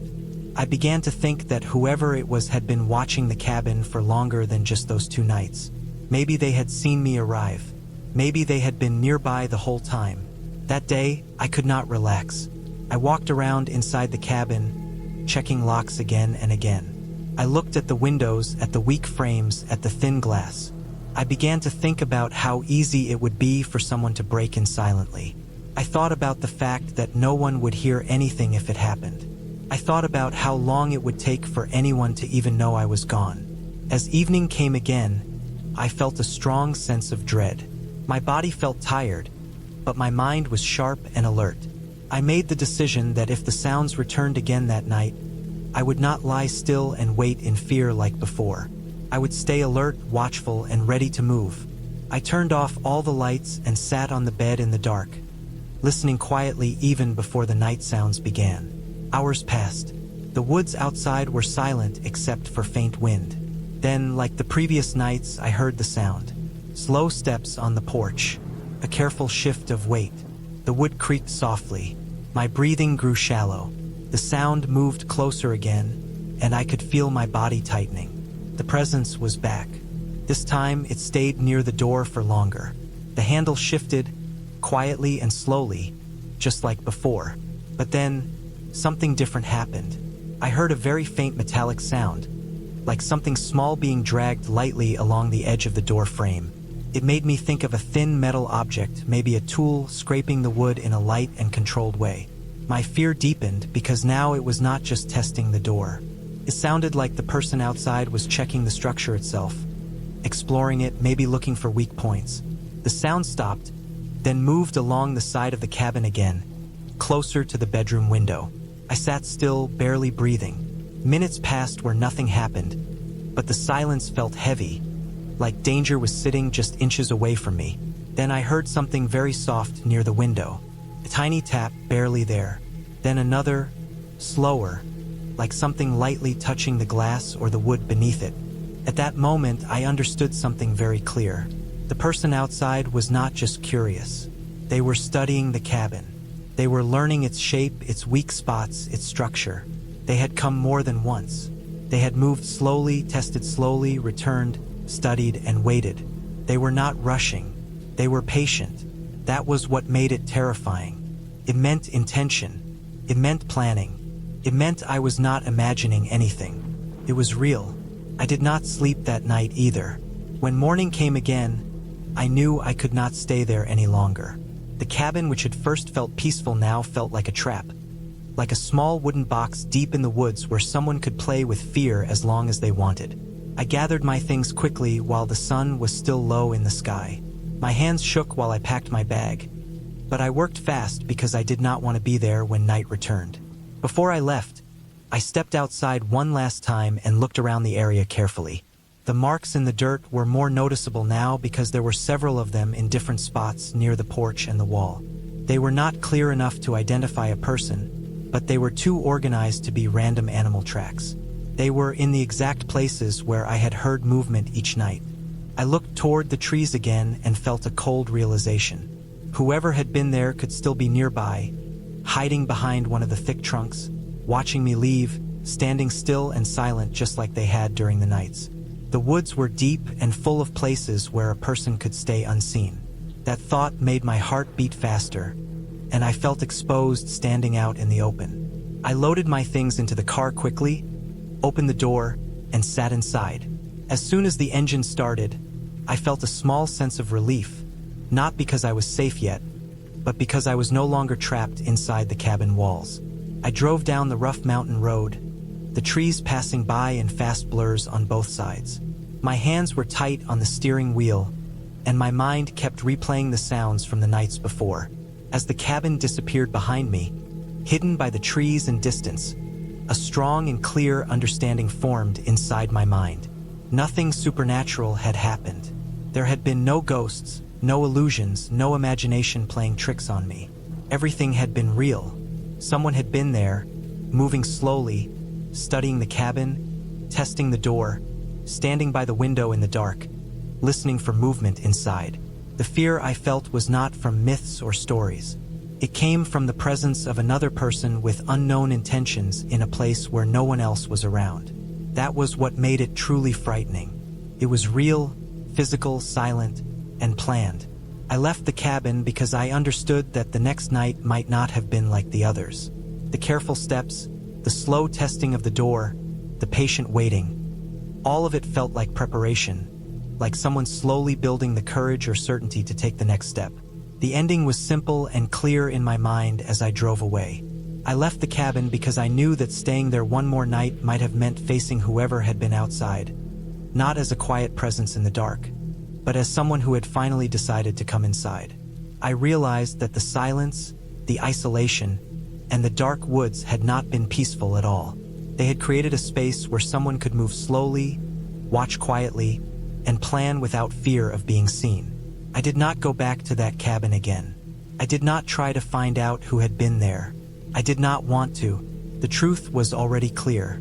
The danger had been real, human, close, and silent, and I had left just in time, before that slow and patient presence turned into something much worse.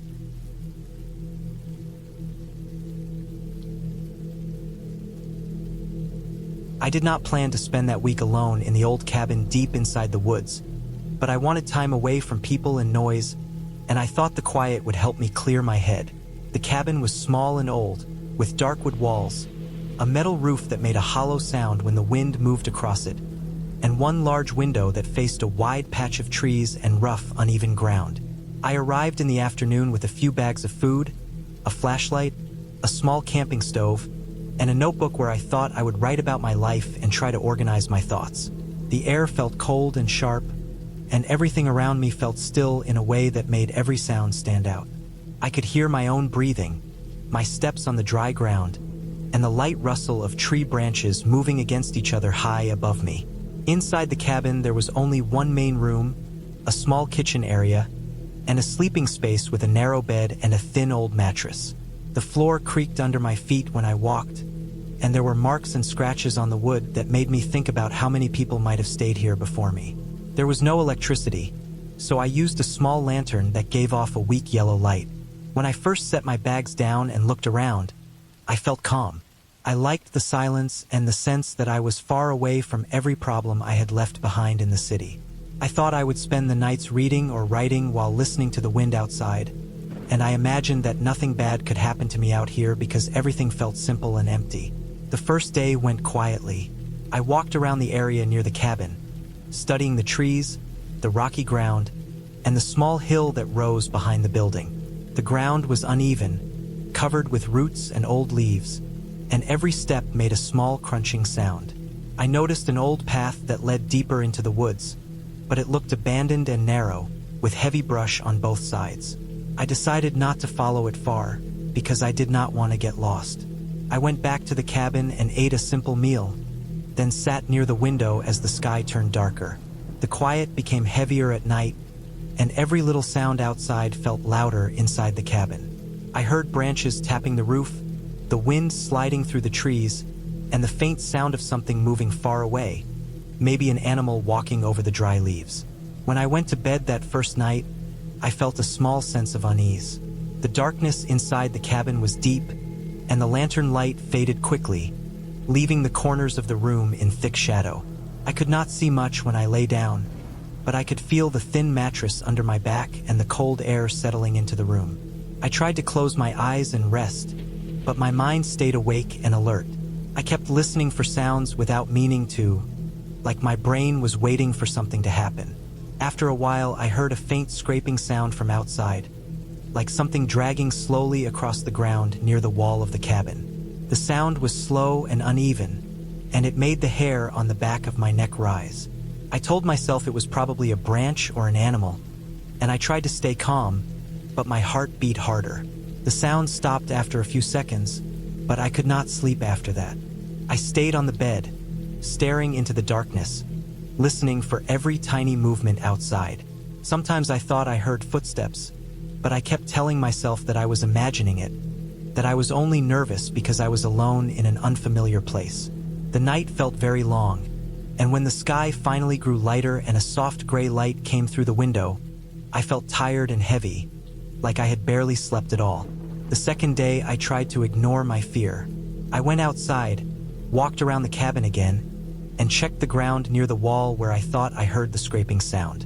I noticed a faint line in the dirt near the side of the cabin, like something had been dragged slowly along the ground, but I could not tell what made it. The dirt was loose and dry, and my shoes made new marks as I walked. I tried to brush the thought aside and told myself it could have been a fallen branch that had rolled down the slight slope near the cabin. Still, something about the mark bothered me, and it stayed on my mind as I moved through the day. Later, as the afternoon passed, the sky grew cloudy and the wind became stronger. The trees swayed back and forth, and the branches scraped against each other with a rough, dry sound. Inside the cabin, I could feel the whole structure shift slightly when the wind blew hard. The walls creaked, and the roof made dull metal noises that echoed softly through the room. I cooked a small meal and tried to write in my notebook, but my hand kept stopping on the page because I could not stop thinking about the sounds from the night before. The silence between the gusts of wind felt tense, like the world outside was waiting for something to move again. When night came again, the fear returned stronger than before. I blew out the lantern and lay on the bed, but I could not relax. I listened carefully, breathing slowly, trying to stay calm. For a long time, I heard only the sound of the wind and the branches rubbing together. Then, sometime deep into the night, I heard it again. A slow scraping sound, but this time it was closer, and I could feel it through the wall near the bed. It sounded like something rough sliding along the wooden boards, moving from one side of the cabin to the other. My body tensed, and I felt cold sweat forming on my skin. I stayed completely still, afraid to move or make a sound. The scraping stopped for a few seconds, and I felt a heavy silence press against my ears. Then I heard something else, a soft, deliberate pressure against the wall, like weight leaning against it from the outside. The wood made a low, slow creak, and the sound traveled through the room. I could imagine something standing right outside, its body close to the wall, motionless but present. I did not know if it was a person or an animal, and that uncertainty was worse than knowing. My mind raced, creating images I did not want to see.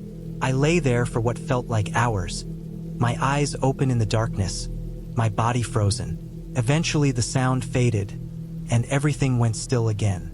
I did not sleep at all that night. When morning came, I felt weak and dizzy from lack of rest, but I forced myself to go outside and check the area around the cabin. This time I saw more than before. There were footprints in the dirt near the wall. They were faint but clear enough to see their shape. They were not animal prints. They were long, narrow, and human. They led from the trees to the side of the cabin and then away again toward the woods. My heart pounded hard in my chest as I stared at the prints. I felt a strong sense of danger now, stronger than anything I had felt before. Someone had been walking around the cabin in the night. Someone had been close enough to touch the walls while I lay inside trying to sleep. I did not know who or why, But I knew I was not alone out here. I felt exposed and watched. The trees around me felt different now. Not calm, but full of hidden spaces where someone could stand and observe without being seen. I thought about leaving right then, but the cabin was far from the main road, and the path back was long and rough. I told myself I would leave in the morning when I had more light to travel. I tried to stay inside for the rest of the day, keeping the door locked, sitting near the window, watching the trees and the ground outside like a guard on watch. Every small movement in the woods made my heart jump. I saw birds, branches falling, and shadows shifting with the wind, but nothing that explained the prince. As the sun went down, fear grew inside me again, heavier than before. The air outside felt colder, and the light faded into darkness slowly but surely. I did not want night to come, but I had no control over it. When darkness finally covered everything, I sat on the bed fully awake, not even trying to sleep. I kept the lantern off because I did not want to draw attention to myself. I sat in silence and listened. Hours passed slowly, and then I heard it again. This time it was not scraping at first. It was footsteps. Slow, careful, heavy footsteps moving over the dirt outside the cabin. The sound was soft but clear, and I felt my stomach tighten with fear. The steps moved around the cabin, stopping for a moment, then continuing. I could picture someone circling the building in the dark, moving with intention, as if studying every side of it. Then the scraping sound returned, faint but sharp, right against the wall near the door. It sounded like metal or rough wood sliding against the surface. I stayed frozen in place, barely breathing. The sound moved again, slowly, almost dragging, passing beneath the window. I fought the urge to look out because I did not want whoever was outside to see movement inside. I felt trapped inside my own fear, stuck between wanting to know and wanting to stay hidden. The scraping went on for several minutes, then stopped, and I heard nothing but the wind again. I sat in the darkness, shaking, waiting, not sure if it was really over. When morning returned, I went outside again, even though I was terrified of what I might see. There were more footprints, clearer this time. They circled the cabin closely, and I could see places where the dirt had been disturbed near the walls. I saw marks on the wood too, long thin scratches that had not been there before. It looked like someone had been trying to feel along the wall, testing it, exploring it. I stared at the marks for a long time, feeling helpless and exposed. I knew then that staying any longer would be dangerous. I packed my things quickly, throwing everything back into my bags without care for order. I planned to leave as soon as the sun rose higher and gave me enough light to walk the long path back. But as I prepared my things, I felt something else, something I did not expect. I felt like I was being watched from a distance. I could not see anything through the trees, but the feeling was strong and heavy, like eyes pressed against my back. I turned slowly several times, scanning the woods, but saw nothing. A strange thought entered my mind, heavy and unwelcome. Maybe the person was not only walking around the cabin at night. Maybe they were watching during the day too, staying far enough away to remain hidden.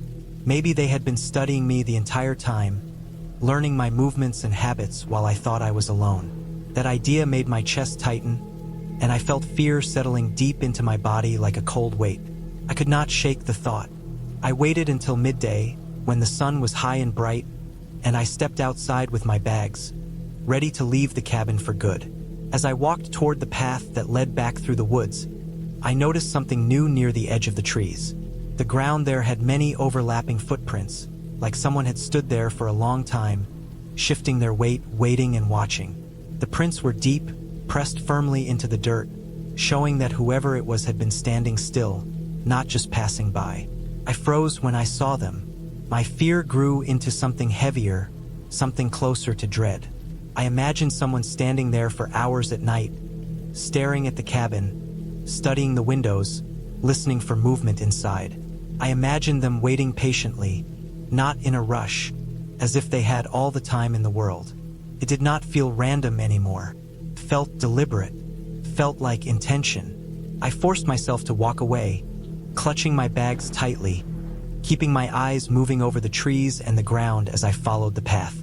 My steps were fast and uneven, and my breathing was shallow as I tried to put distance between myself and the cabin. Every sound behind me made me think someone was following. Every snap of a twig, every rustle of leaves, every soft shift of the wind made me feel like I was not alone on the path. I kept going, pushing my tired body forward, unable to stop, driven by fear. The walk back felt much longer than when I first arrived. The path twisted and narrowed, and sometimes I felt like I had gone the wrong way, even though I recognized the same rocks and fallen logs I had passed before. My legs hurt, and my shoulders ached from the weight of the bags, but I did not slow down. I kept imagining footsteps behind me, slow and steady, matching my pace. I never turned around to check, because I was afraid of what I might see. When I finally reached the distant road where my car was parked, I felt a brief rush of relief, but it did not last. As I placed my bags inside and sat in the driver's seat, I turned my head back toward the line of trees. For a moment I thought I saw something move between the branches, just a small shift of shadow, but it disappeared before I could focus on it. I sat there for a few seconds, staring at the woods, my heart pounding. Then I started the car and drove away without looking back again. For a long time after that, I tried to forget what happened at the cabin, but the memory stayed with me. I could still picture the footprints outside the walls, the scratches in the wood, the marks in the dirt where someone had stood and watched.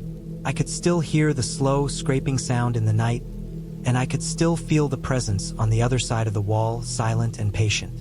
I kept thinking about the timing, about how the footsteps always came late at night, about how the prints showed someone circling the cabin again and again. The thing that frightened me the most was not what I heard or what I saw, but what I would never know. I would never know who had been there or why. I would never know if they had only planned to watch, or if they were waiting for the right moment to come inside.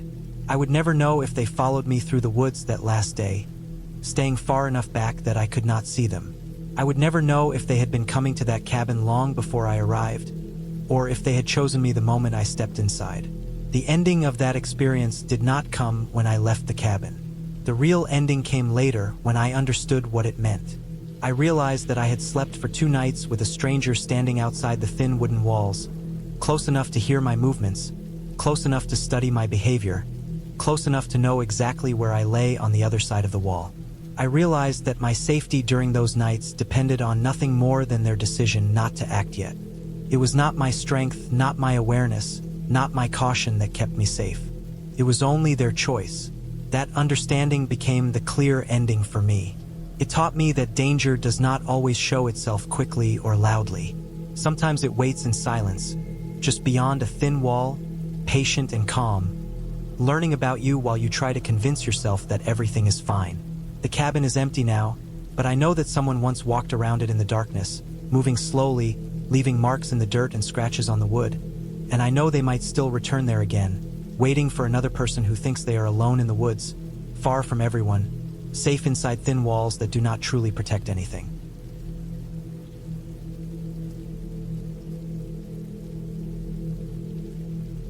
I went to the cabin because I felt like my life in the city was getting too loud and too fast, and I wanted a place where I could sit in silence and listen to my own thoughts without cars and voices and constant noise filling my head. The cabin was deep in the woods, far from the main road, and the path that led to it was narrow and rough, with broken stones and patches of dirt that turned soft when it rained. I drove out there in late autumn, when the trees were losing their leaves, and the air had a sharp cold edge that made my breath come out in small white clouds when I stepped outside the car. The cabin belonged to a distant uncle who barely used it anymore, and he had given me permission to stay there as long as I wanted, as long as I kept the place clean and locked it when I left. When I first reached the cabin, the forest around it looked quiet and empty, and the ground was covered with dry leaves that made a soft crackling sound under my shoes as I walked from the car to the front door. The cabin itself looked old, with worn wooden walls and a small metal chimney sticking out of the roof. The windows were dusty and the steps that led to the porch were slightly crooked. I unlocked the door and went inside, and the air inside the cabin smelled like old wood, dust, and something faintly damp, as if the place had been closed for a long time without anyone opening the windows. Inside, there was a small living space with one bed against the wall, a wooden table with 2 chairs, a tiny kitchen area with a sink, a metal stove for heating, and a single shelf filled with old cans, tools, and random objects that had probably been there for years. The floor creaked when I walked across it, and every sound echoed a little more than I expected, like the room was listening to me. I put my bag down, walked around slowly, and tried to get used to the feeling of being alone in that quiet space. At first, the silence felt peaceful. I unpacked my clothes, placed them in a small drawer, and set the few things I had brought with me on the table. I checked the bathroom, which was nothing more than a tiny room with a sink and a toilet that flushed into an outdoor tank. I looked at the windows and noticed that the glass was old and slightly cloudy, and the frames had small cracks in the paint. The trees outside looked dark and thick, and even though it was still afternoon, the light in the forest was dim because the branches blocked most of the sun. I spent the first day cleaning the place. I swept the floor, dusted the table and shelves, wiped down the kitchen area, and opened a small window to let some fresh air inside. The wind outside moved through the trees with a low, steady sound, and every now and then, I heard leaves falling and hitting the ground. The cabin made soft noises as I walked around, like the wood was shifting under my weight. I tried to ignore the slight, uneasy feeling I had, telling myself it was only because I was not used to being alone in such a quiet place. When night came, the forest outside turned completely dark, and the only light came from the small battery lamp I placed on the table. The darkness outside felt heavy, like a thick wall pressing against the windows. I could not see anything beyond the glass, not even the shapes of the trees. I boiled some water on the stove and made a simple meal, then sat on the bed and ate slowly. Every sound inside the cabin felt louder at night, like the creak of the floor, the soft ticking of the lamp, and my own breathing. As I tried to sleep that first night, I lay on the bed and stared at the ceiling. The sound of the wind outside seemed louder in the dark, and sometimes I thought I heard something else mixed in with it, like faint steps on dry leaves or something brushing against the outer wall. But I told myself it was probably small animals moving around the forest. I closed my eyes and forced myself to relax, even though my chest felt tight for a while. Eventually, I drifted into sleep. In the morning, the cabin felt less threatening. Sunlight came in through the small gaps in the trees, and the air felt a little warmer. I made coffee, walked outside, and stood on the porch while I drank it. The forest looked still and empty, and I could hear birds calling in the distance. I decided to explore the area around the cabin, so I walked slowly through the trees, keeping the cabin in sight so I would not get lost. The ground was uneven and covered in roots and stones, and sometimes I found old pieces of wood or rusted metal half buried under the dirt, like traces of something that had once been there long ago. As I walked further, I noticed faint marks in the ground, almost like narrow tracks. They were not from cars, and they did not look like natural lines formed by rain. They looked like something or someone had walked the same path many times. I followed them for a short distance, but soon I felt uneasy and turned back. I told myself it was none of my business and I was only there to rest, not to go looking for things I did not understand. Later that day, I chopped some wood behind the cabin, trying to prepare for colder nights. The repetitive motion helped calm my nerves. The sun went down earlier than I expected, and by evening, the sky was already turning dark. I went inside, locked the door, and tried to read a book I had brought with me. But as the night grew deeper, the uneasy feeling returned, stronger than before. The cabin made soft groaning sounds, like the wood was shrinking in the cold. The wind outside sounded harsher than the night before, and sometimes, in the middle of that wind, I thought I heard a faint sound of movement near the cabin, like slow steps on the leaves. I sat still and listened for a long time, my heart beating hard in my chest. The sound would come, then stop, then return again after a few minutes. I tried to convince myself it was nothing more than animals, maybe a deer or a raccoon wandering around. But the steps sounded too slow and too deliberate, as if something was careful, as if it was trying not to be noticed. I stayed awake late into the night, sitting on the bed and staring at the door, listening to every sound. After some time, the noises faded, and everything went quiet again. My eyes felt heavy, and I finally lay down and forced myself to sleep. But that night, my sleep was broken and full of unease, and I kept waking up with the feeling that someone was standing close to the cabin, silent, listening. The next morning, I stepped outside and looked around carefully. The ground near the cabin looked disturbed, as if the leaves had been shifted or moved. I felt a chill crawl up my back, but I kept telling myself it could have been animals. Still, I walked around slowly, scanning the ground, and then I noticed something that made my stomach tighten. Near the back of the cabin, there were faint marks in the dirt that looked like footprints, but they were not clear enough to understand fully.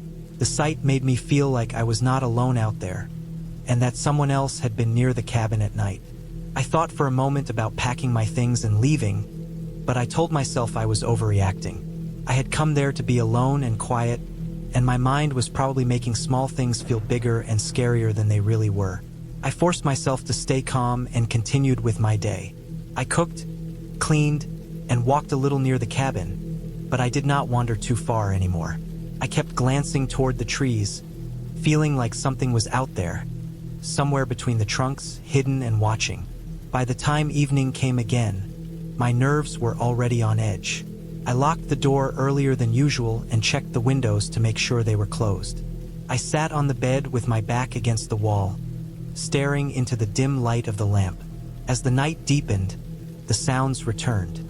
They started faintly, like distant movement in the leaves, and slowly came closer. The steps were slow and careful, circling the area around the cabin. My breathing turned shallow, and I could feel sweat on my hands even though the air was cold. There was a moment when the sound stopped right outside the wall near the bed, and the silence felt so heavy that it made my head hurt. I imagined someone standing there, inches from the wall, not moving, not speaking, only standing still in the darkness. My chest tightened so hard that it felt painful. I did not move. I did not make a sound. I just sat there and waited. After a long time, the steps moved away again, fading into the distance, swallowed by the wind and the forest. I barely slept that night. When morning came, I stepped outside again, even though I was afraid of what I might see. This time, the marks on the ground were clearer.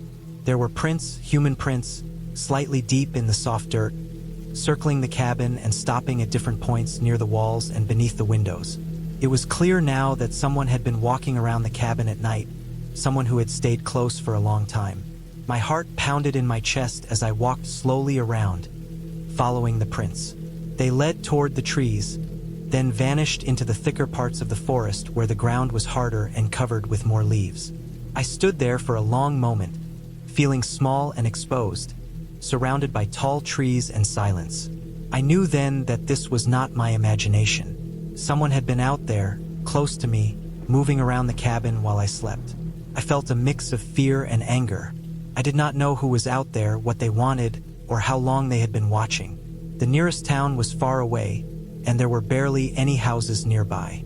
I realized that if something happened to me out there, no one would hear me, and no one would know until it was too late. Even so, I stayed, telling myself I would hold through one more night and leave the next morning. That decision was a mistake. That night, the sounds started earlier. The sky had barely turned dark when I heard movement in the distance, slow and steady. I stayed inside with all the lights off, sitting still, listening. The steps grew closer, moving from one side of the cabin to the other, as if the person outside was studying the walls, the corners, the windows. I could hear the soft crunch of leaves, the light scrape of shoes against the ground, the faint rustle of fabric brushing against branches.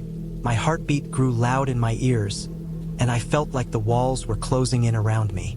I realized then that whoever was outside knew I was there, knew I was alone, and had been coming back each night for a reason. The thought made my skin crawl. At one point, I heard the sound of something light touching the window glass, like fingers resting against it for a brief second, then sliding away. The sound was so soft that I almost thought I imagined it, but I knew I had not. It was slow, controlled, deliberate. The person outside was testing the cabin, learning how it sounded, how it reacted. I stayed awake the entire night, frozen in fear, afraid to make a single sound.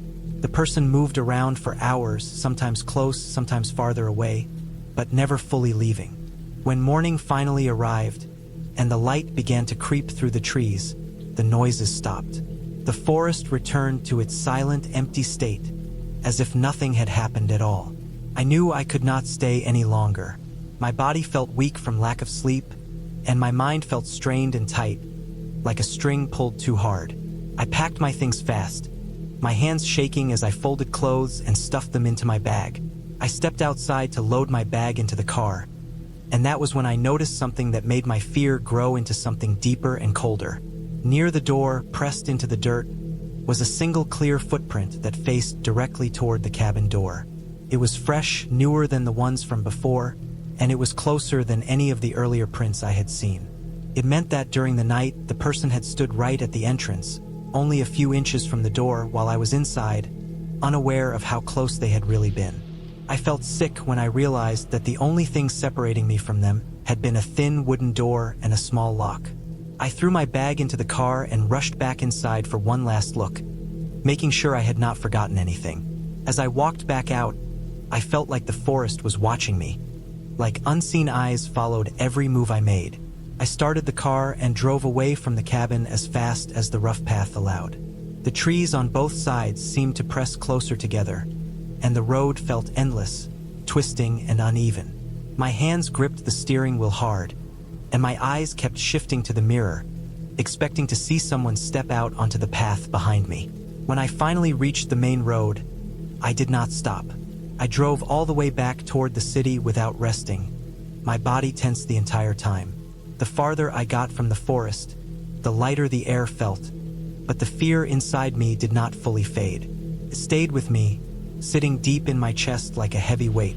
Later, after I had returned home, I kept thinking about the cabin.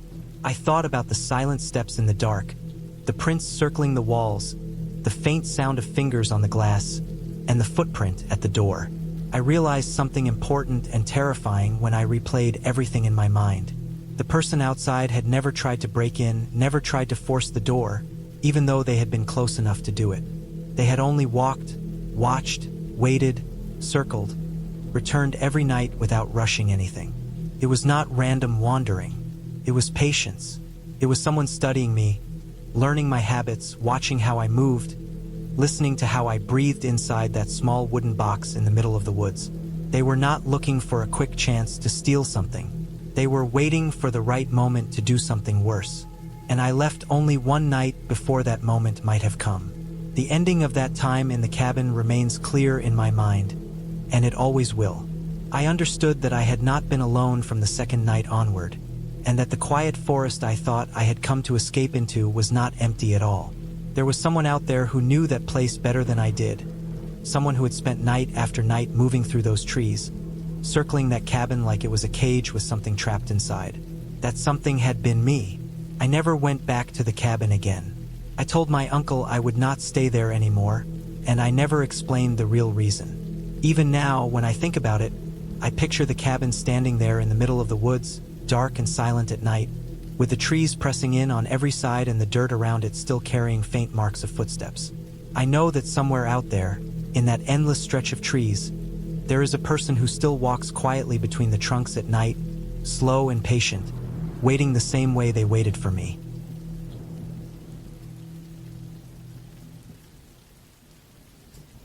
I had always been drawn to the quiet, remote places where the city felt like a distant memory. I had spent months planning this trip, choosing a small, isolated cabin tucked deep in the forest, far from main roads, cell service, and people. The lure of silence, the idea of disconnecting completely, was irresistible. I had imagined long walks through snow-laden trees, the warm comfort of a small wood stove, and nights spent alone with only my thoughts and the occasional crackle of fire to keep me company. I never expected how quickly comfort could turn into fear when isolation became a trap. The drive to the cabin had been long, winding through narrow roads bordered by towering pines. By the time I arrived, the sun was just beginning to dip behind the horizon, casting long, dark shadows between the trees. The cabin itself was small and weathered, but solid. Its wooden walls had darkened with age, and the roof sagged slightly in the middle. A thin layer of frost covered the ground, crunching under my boots as I approached. I had brought firewood stacked in the back of my car, enough for at least a week, and supplies for several days. I felt prepared, or so I thought. Inside, the cabin smelled of damp wood and old smoke. Dust clung to the corners, and the furniture was simple. An old wooden table, a few chairs, a small bed with a threadbare mattress, and a rusty metal stove in the corner.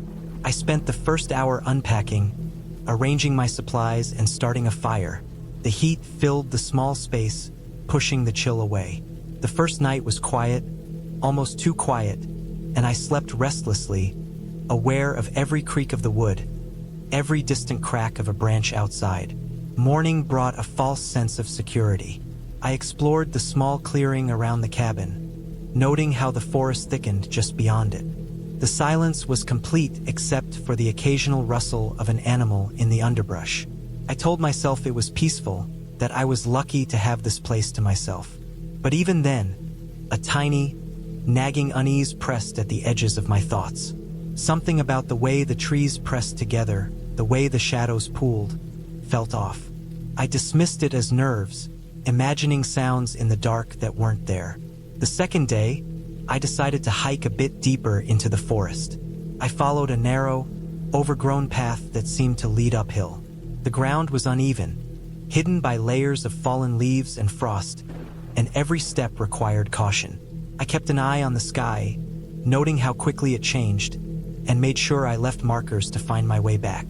At first, the forest was calm, serene even, but as I climbed higher, the atmosphere changed. The trees grew closer together, their branches like fingers blocking light. The silence was heavier, denser, almost suffocating. The feeling of being watched crept in, prickling at the back of my neck. I shook it off, but the feeling didn't leave. As I reached a small ridge, I paused to catch my breath. The view was minimal, blocked by thick trees, but I could make out distant hills. I noticed tracks in the snow, large, human-shaped footprints leading deeper into the woods. I froze. They were fresh, maybe a few hours old, and headed in the same direction I had been walking. A rational part of me told myself it could be a hunter or another hiker. But another part, the part that tingled with fear, whispered that I should turn back. I followed the tracks cautiously, curiosity mingled with dread. Every crack of a branch underfoot made me flinch. By the time I realized I had gone far enough, I was lost. The markers I had left were hidden under snow or covered by shadows, and every direction looked the same. Panic started to creep in. The temperature was dropping rapidly, and I hadn't brought my full winter gear. My hands were numb, my boots soaked through from the melting snow. I turned in circles, trying to find any sign of the cabin. The forest, once quiet, now seemed alive with faint noises. Branches snapping, a distant animal call, the wind whispering through the pines. My heart pounded, and I felt a rising sense of urgency. Hours passed, though it could have been less or more. Darkness came quickly in the forest, the sky disappearing behind thick clouds. I stumbled over roots and rocks, scraping my hands and knees. I tried to calm myself, repeating the thought that I had a cabin, that I had a fire, that I could survive this night. But the longer I wandered, the more hopeless it felt. Each time I thought I recognized a tree or a clearing, I realized it was a false landmark. I was trapped in a maze of cold, silent trees. Eventually, exhaustion forced me to stop. I found a small depression in the ground, some branches overhead that offered minimal shelter, and curled up as best as I could. The cold was relentless. My teeth chattered, my clothes damp and freezing. I focused on breathing, on keeping my mind occupied, on imagining the warmth of the cabin stove. Night stretched endlessly, each minute an eternity. I could hear every small sound, the snapping of branches, the rustle of leaves, the distant echo of something moving far away. Sleep came briefly, fitfully, but terror returned as soon as I opened my eyes. Morning brought a pale, gray light. I forced myself to stand, moving slowly, trying to retrace my steps. I realized the tracks I had followed had disappeared, either covered by frost or simply ending. I felt completely alone, utterly dependent on my own judgment. Hours passed as I slowly made my way downhill, relying on instinct and the faint memory of the ridge. My energy was nearly gone. My fingers were swollen from cold, my feet bruised and numb. Hunger gnawed at me. I considered sitting down and waiting for someone to find me, but the idea of staying in that freezing forest terrified me more.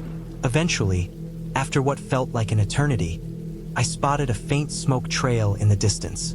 I knew instantly it was from my cabin stove. Relief washed over me in a wave so strong I almost cried.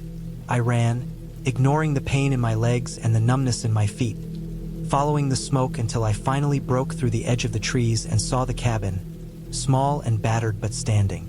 I fell to my knees in front of it, shaking with cold and relief. I opened the door, and the warmth hit me like a physical force. I quickly fed the fire, stacked more wood, and sat close to the stove, letting my body thaw. I spent the rest of the day inside, exhausted, observing the forest from the small windows. I realized how fragile my sense of safety had been, how quickly the familiar could turn into danger when alone and unprepared. I reinforced the cabin as best I could, locking doors, stacking more wood, and preparing for the night. That night, I slept in small intervals, listening to the wind and the trees, aware of every sound but comforted by the warmth and light of the fire. The following morning, I resolved to hike only along well-marked paths and to leave early if the weather turned bad. I spent the next days gathering firewood, checking supplies, and carefully exploring only the nearby forest, always keeping the cabin within sight. Each step was deliberate, cautious, measured. I learned to trust my instincts more than my curiosity, to respect the power of isolation and the subtle threats the forest could pose. I became acutely aware of my limitations, how easily panic could take over, how fragile warmth and shelter were in the wild. By the time I left, I had a newfound respect for preparation, awareness, and the quiet dangers of isolation. The cabin still stood, silent and unassuming, holding memories of fear and survival. I packed carefully, leaving no trace, and drove back down the winding roads, the forest receding behind me. I felt a mixture of exhaustion and triumph, the fear of the woods still lingering in the corners of my mind, but tempered by the knowledge that I had endured, survived, and returned safely. That experience stayed with me, a constant reminder of how quickly solitude could become peril, and how important it was to respect the wilderness, to plan, and to remain vigilant. Even years later, I would think back to that cabin and the lost ridge, remembering the cold, the silence, and the fear. I would recall how my instincts had saved me, how preparation and patience had allowed me to survive when every step could have been my last. And while I never felt the need to return, I carried with me the lessons of that time, lessons about caution, awareness, and the stark reality that isolation in the wild could turn the ordinary into the terrifying.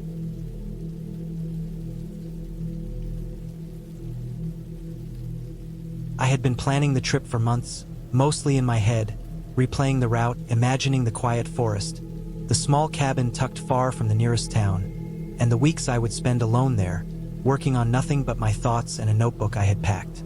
The idea of isolation had seemed appealing at the time, a chance to escape the constant noise of life and the endless demands from work, from people, from everything. The cabin itself was nothing more than a tiny wooden structure, built decades ago by a man who had disappeared mysteriously, leaving it abandoned until it had been refurbished just enough to be rentable.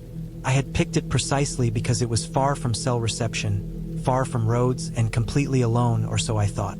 The drive to the cabin took longer than I expected.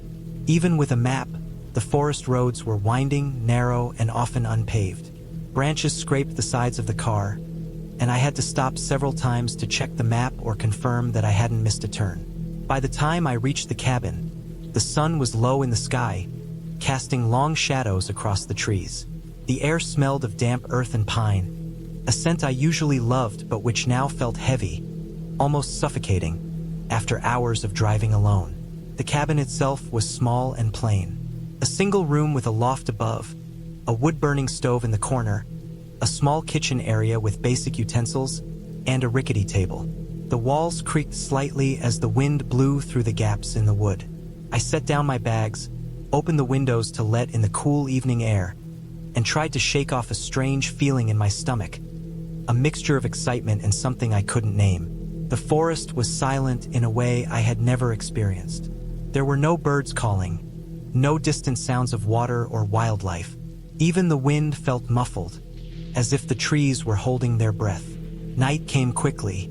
I made a small fire in the stove, stacked the wood carefully, and sat close to it, watching the flames flicker. The shadows cast by the fire made the walls look uneven, the corners darker than they should have been. It was impossible not to feel small in the middle of all that silence. I told myself it was just nerves, that this was what I had wanted. Solitude, uninterrupted by anyone. Around midnight, I woke to a sound I hadn't expected. A scraping, soft but deliberate, like someone dragging something across the ground outside the cabin. I froze, listening. My heart rate quickened. I reminded myself there were animals in the forest. Deer, raccoons, perhaps a bear. But the sound was too consistent, too measured, and it moved around the cabin. I stayed still, barely breathing, and waited for it to stop. After a long minute, it did, leaving only the sound of the wind in the trees. I tried to sleep, but the scraping came again, closer this time, circling the cabin. My mind ran through possibilities. A lost hiker? Unlikely this far out. A thief? I had seen no signs of roads or trails nearby that anyone could have used. The rational part of me kept insisting it was an animal, but a part of me knew that whatever it was too intelligent to be just a wild creature. The scraping stopped once more, leaving a hollow, echoing silence that pressed in on me from all sides. I lay awake until dawn, my sleep fitful, broken by the occasional rustle of leaves or the snap of a branch outside. When morning finally came, I went outside, circling the cabin carefully. The ground around it was soft with fallen pine needles and wet from dew. At first, I saw nothing, but then I noticed the marks. Footprints, not animal tracks. They were uneven, smudged, but unmistakably human. My stomach turned. I hadn't seen anyone in miles. No trail, no road, nothing that could explain someone being there without me seeing them drive up. I walked the perimeter of the cabin, noting the prints leading into the woods on one side and disappearing into the dense forest. I spent the day trying to convince myself it was nothing. Maybe a hunter had passed by. Maybe someone had rented the cabin before me and left. But the unease persisted. I checked the locks, barricaded the door as best I could with a chair, and kept the firewood close so I could make noise if necessary. Still, the forest felt alive in a way that made my skin crawl, every shadow moving, every sound amplified. The next night, the noises returned. This time, there were more of them. Scraping, tapping, and the soft thud of something heavy being dropped. I could hear it coming closer to the cabin, and my anxiety climbed to a point where it felt physically painful. I didn't dare look outside. I stayed in the loft, where I felt slightly safer, clutching a small hatchet I had brought with me for emergencies. The noises circled the cabin for hours, moving from side to side, sometimes stopping so abruptly that I expected someone to come through the door at any moment. By the time the first light of dawn filtered through the trees, I was trembling, exhausted, and nearly sick with fear. I didn't leave the cabin that morning. I tried to keep busy, cleaning, organizing my things, chopping firewood inside for fear of going outside. But by afternoon, the cabin felt suffocating. The thought of leaving it was terrifying because that would mean stepping into the forest alone, knowing someone or something was out there. I resolved to stay put and wait until nightfall, hoping the intruder, if it was human, had moved on. Night came again, and this time the sounds were accompanied by another sense. I was being watched. I couldn't see anyone, but every sense in my body told me I wasn't alone. The noises weren't random. They had purpose. They came from different sides of the cabin at once, sometimes in pairs, almost like someone was testing me, seeing how I would react. I didn't sleep at all that night. I stayed awake, hatchet in hand, listening to the forest around me, heart hammering in my chest. By the third day, my nerves were shredded. I had barely eaten or drunk anything beyond a cup of water. I kept thinking about ways to escape, planning routes back to the road, marking the trees mentally as I tried to find the safest path. I knew I had to leave before things escalated further, before whoever or whatever was outside decided to make its presence known in a more direct way. I waited until just before dawn and then made my move. I took only the essentials: my backpack, water, and the small first aid kit. I left the cabin as quietly as I could, moving through the trees with my hatchet held ready. Every step felt dangerous. Every snapped branch or rustle made me stop, heart racing, scanning the shadows for any movement. The footprints I had seen before were gone, but I kept expecting to see fresh ones appear, to see someone watching me. Hours passed. I had to rely on the map I had brought and the faint trail markers I had noticed when driving in. The forest was dense, and moving quickly was impossible. At one point, I stumbled into a shallow stream and nearly fell, scraping my leg badly on a rock. Pain and fear mixed in a way that almost paralyzed me. I cleaned the wound as best I could and pressed on, telling myself that the only way out was forward. By late afternoon, I stumbled onto a wider dirt road, partially overgrown but clear enough to walk on. Relief hit me in waves, but I stayed alert, scanning the trees for any sign of someone following me. I followed the road for miles until I finally reached a small town, where I could get help, food, and water. I called the local authorities and reported what had happened, describing the cabin, the footprints, and the sounds I had heard. They took me seriously, noting that the area had a history of illegal activity and isolated encounters, but said that by the time they reached the cabin, there would likely be no evidence left. The next day, a ranger and a police officer accompanied me back to the cabin. They found no one there, no signs of recent intrusion beyond the footprints I had described. The cabin was empty, silent, and normal, but the marks of someone's presence remained in my mind, in the way the forest seemed to watch, and in the memory of nights spent awake, listening to footsteps circling outside while I clutched a hatchet and prayed I wouldn't be seen. I left the cabin for good that day. I sold the rental rights back, never went near that forest again, and kept to more populated areas for a long time. Even now, years later, I remember the smell of damp pine, the creaking of the cabin walls, the shadows of the firelight, and the scraping outside my window. It changed the way I saw solitude, the way I understood fear, and the way I valued human presence. The experience was terrifying, but I survived it. I made it back to safety with my body mostly intact and my mind shaken but still functional. And that, I tell myself, is the most important thing. I left the cabin alive, and I carried with me the knowledge that isolation in the wrong place at the wrong time can be far more dangerous than any legend or story.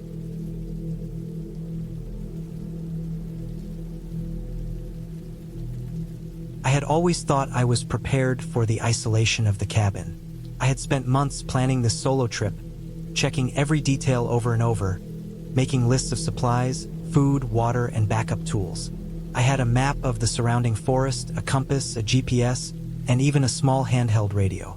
I had convinced myself that being alone in the middle of nowhere would be peaceful, a chance to escape the noise and chaos of the city, a chance to find myself in the stillness of the woods. The cabin was old but solid. It sat on a small rise overlooking a shallow creek, surrounded by dense pine and fir trees.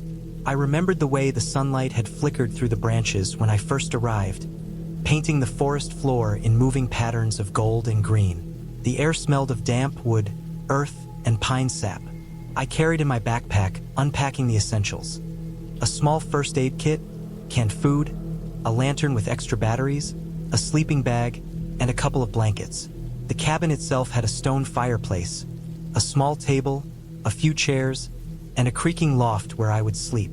The windows were dusty, but they held the view of the forest, and I had spent the first hour just looking outside, watching the way the light shifted as the day moved along. I spent that first day exploring the immediate area around the cabin, taking note of the creek and a narrow path that wound deeper into the woods. I marked trees along the path with small strips of cloth so I could find my way back. The forest was alive with sounds: the rustle of small animals in the underbrush, birds calling to each other, the occasional snap of a branch as some unseen creature passed. It was comforting at first. I felt capable. I felt prepared. As evening approached, I built a small fire in the fireplace. The scent of smoke filled the cabin. I prepared a simple meal of canned beans and rice, and I sat at the table, staring at the fire and feeling a strange mixture of peace and unease. There was a silence in the forest that pressed against the cabin walls, a quiet that seemed almost too complete. In the city, silence is just the absence of noise. Here, silence had weight. It made every creak of the cabin boards and every pop from the fire startling. That first night, I slept fitfully. The wind rustled through the trees, and the sound of water from the creek seemed louder than I expected. I woke several times, thinking I had heard something moving outside, but when I opened my eyes, the cabin was dark and still. I tried to tell myself it was just the forest settling, that every sound had a rational explanation, but I felt tension tightening in my chest, a low, persistent awareness that I was alone, truly alone. The following days, I fell into a routine. I would wake at first light, fetch water from the creek, and explore the forest during the day, returning before sunset.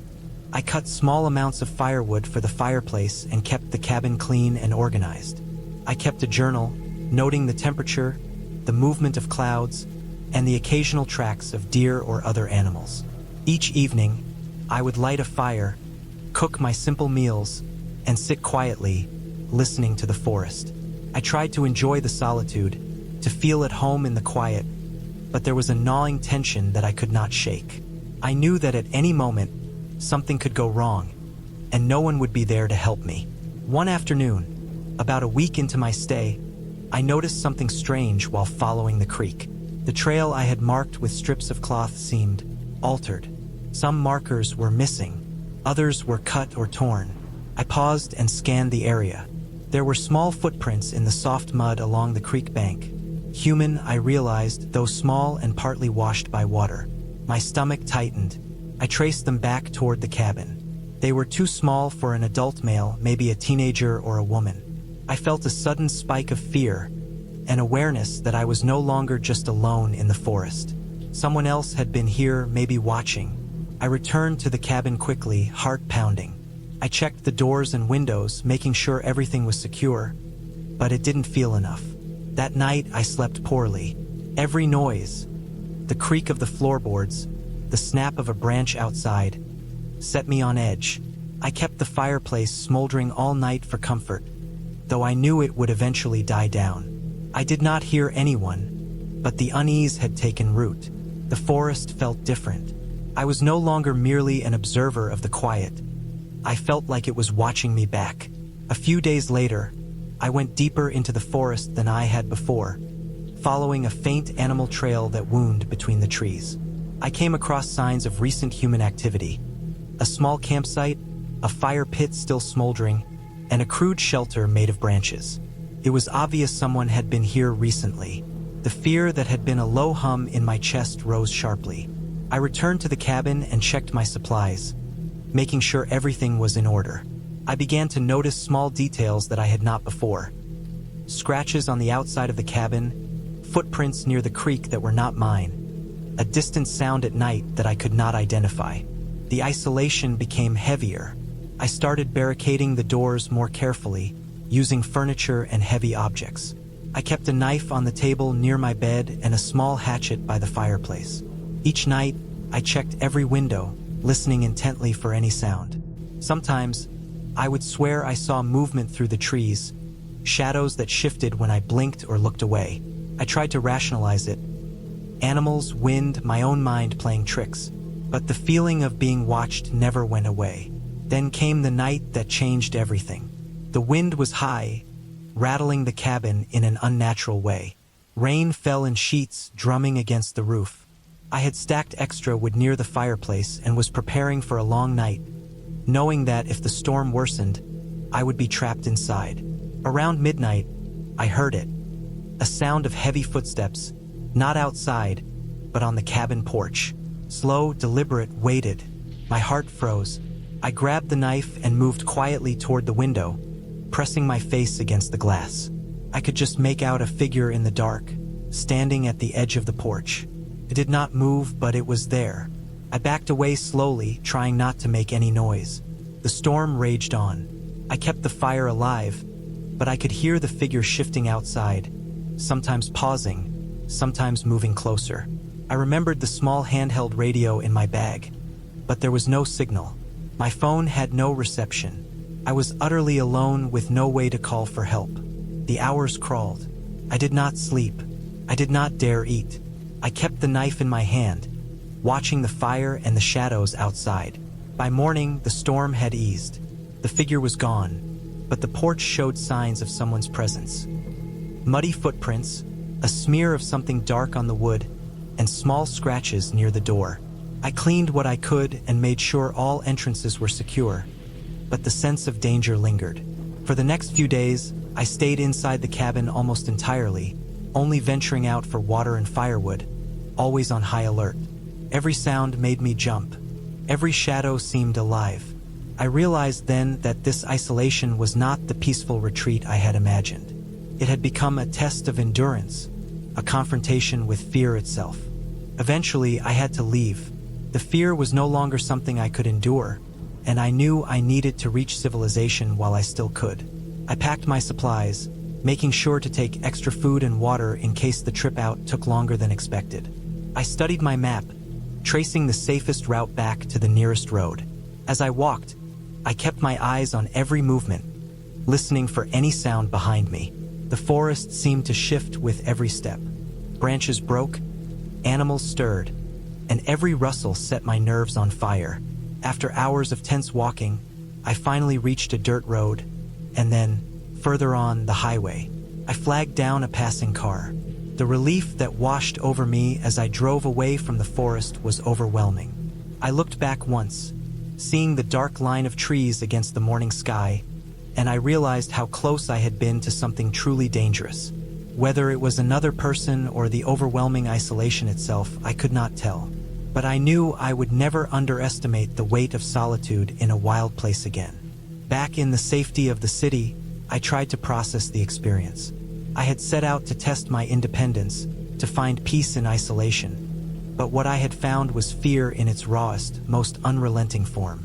I had learned to pay attention to small details, to trust my instincts, and to respect the wilderness in a way I never had before. The cabin still exists, somewhere in the forest, waiting for the next person who thinks they can handle solitude without truly understanding it. I never returned. I never will. But I sometimes think about that place, the silence that pressed against the walls, the footsteps on the porch, and the dark forest that seemed to watch me. I think about how close I had come to being trapped, to being completely alone with danger I could not see or predict. And I feel grateful because I made it out, because I survived, because I understood something about fear, about vigilance, and about the limits of human endurance that no city could ever teach me.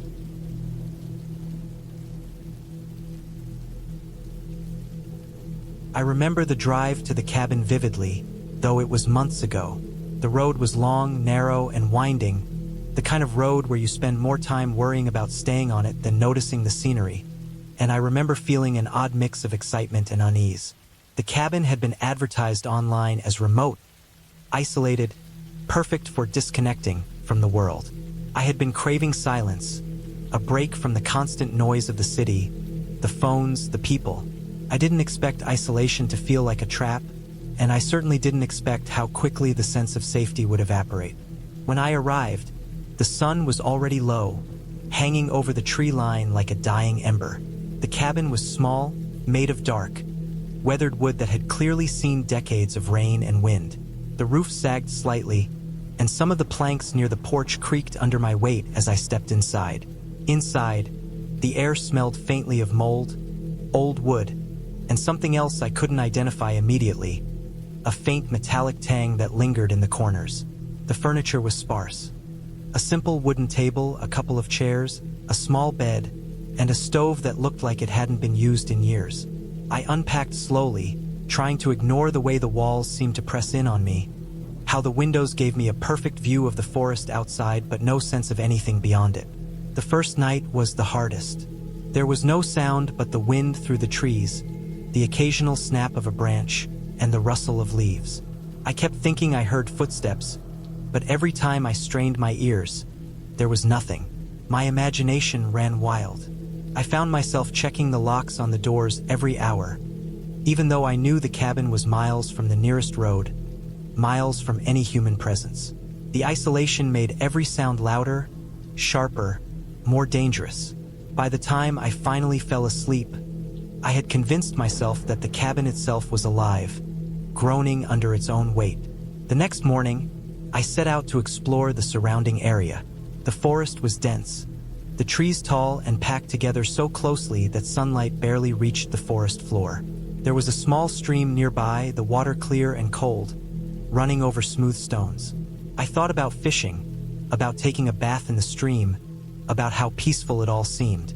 But there was also a sense of emptiness, a heaviness in the air that made me uneasy. I tried to ignore it, telling myself it was just being alone in the wilderness.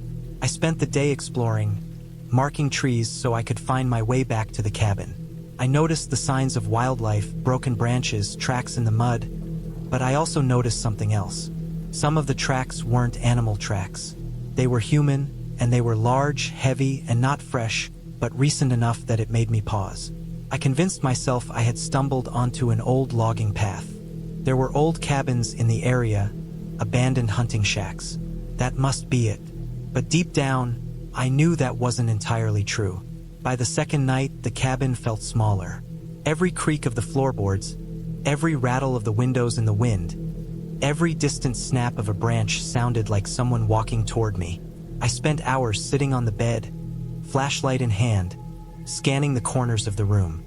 I tried to rationalize everything, the wind, the animals, the shifting wood, but it didn't help. I felt watched. The third day, I decided to leave the cabin for a while and explore farther into the woods. I packed food, water, and a small first aid kit. I thought if I kept moving, if I stayed busy, I wouldn't focus so much on the isolation. As I walked, I noticed signs of human presence again. A makeshift fire pit, a pile of cans, footprints leading off the path. It struck me how deliberate the area seemed, how someone had been living here quietly, maybe for weeks or months. The thought made my stomach tighten. I had been thinking about being alone in the forest, but the idea of someone else, someone I couldn't see, someone who could be anywhere, changed everything. I didn't see anyone that day, but I found more evidence. A tent ripped apart, a backpack with nothing inside but a few scraps of cloth, footprints leading in circles. The forest suddenly felt much smaller, claustrophobic even, as though it could close in on me at any moment. I hurried back to the cabin before dark, my senses on edge. By the time I reached the porch, my hands were shaking. The cabin looked the same, but it felt different, like it had been waiting for me. That night, I didn't sleep. I stayed awake, listening, watching. The wind sounded different, like it was moving through something hollow. The usual forest noises were absent, replaced by silence that was too thick. Then I heard it. First faint, almost like a whisper of fabric against wood. Then louder, the sound of someone walking just outside the cabin. I froze, holding my breath, straining to see through the darkness. The noise stopped, but I knew it was there, somewhere, watching. I couldn't stay. Not like that. I packed my things quietly before sunrise, trying not to make any sound. As I moved through the forest, I took a different path, hoping to confuse anyone following me, though I wasn't certain if anyone was. The sun was barely up when I stumbled onto a dirt road. Relief washed over me. I started walking along it, hoping it would lead to civilization. Hours passed. The road twisted and turned, but there were no houses, no cars, no signs of people. My phone had no signal. The sun climbed higher, and the heat pressed down on me. Panic started to creep in. I thought about retracing my steps to the cabin, but the thought of going back into that silence, that presence, made my skin crawl. By late afternoon, I found an old ranger station. It had been abandoned for years, but there were maps inside old logbooks. I studied the maps and found a main road a few miles away. Using the logs to estimate distance, I set off again. The forest seemed endless, but I kept moving, following the maps, marking my path. I didn't stop until the trees thinned and I could see the road ahead. Eventually, I reached a paved highway. A car stopped when I waved frantically. I told the driver I needed help, gave them the basics about the cabin and the area, and they took me to the nearest town. The feeling of relief was overwhelming, but it was mixed with exhaustion, fear, and a lingering sense of dread. I couldn't stop thinking about the cabin, about what had been there, about the people who might have been watching. I never went back, and I never stayed in another remote cabin alone. In the months after, I tried to process what had happened. I learned that the area was known for illegal camping and trespassing. People used abandoned cabins to hide from authorities. Some were harmless, but others were dangerous, paranoid, sometimes violent. I realized how lucky I had been. I had assumed the worst was isolation, the silence, the darkness. In reality, the worst had been human presence, invisible and patient, lying in wait, and I had escaped simply by moving carefully, thinking ahead, and not making a sound. The cabin is still out there, empty, quiet, waiting, but I don't think about going back. I don't want to. I learned that wilderness isn't only dangerous because of animals or weather. Sometimes it's dangerous because of other humans, and when they hide well, you don't even know they are there until it's almost too late. I still dream about that cabin. I dream about walking down the creaking porch, about the way the shadows shifted on the walls, about the footsteps that weren't mine. And every time I wake up, I remind myself that I survived. I survived by staying alert, by trusting my instincts, and by never underestimating the quiet, patient danger of someone else living in the same isolation you sought.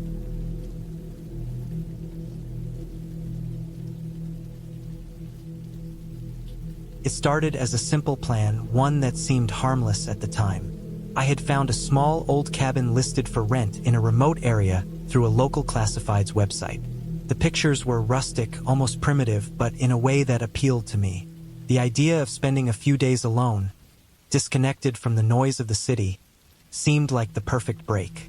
I work in an office where the pressure never lets up, where emails pile up endlessly, and where every day blends into the next. I thought some solitude in the woods would help me reset.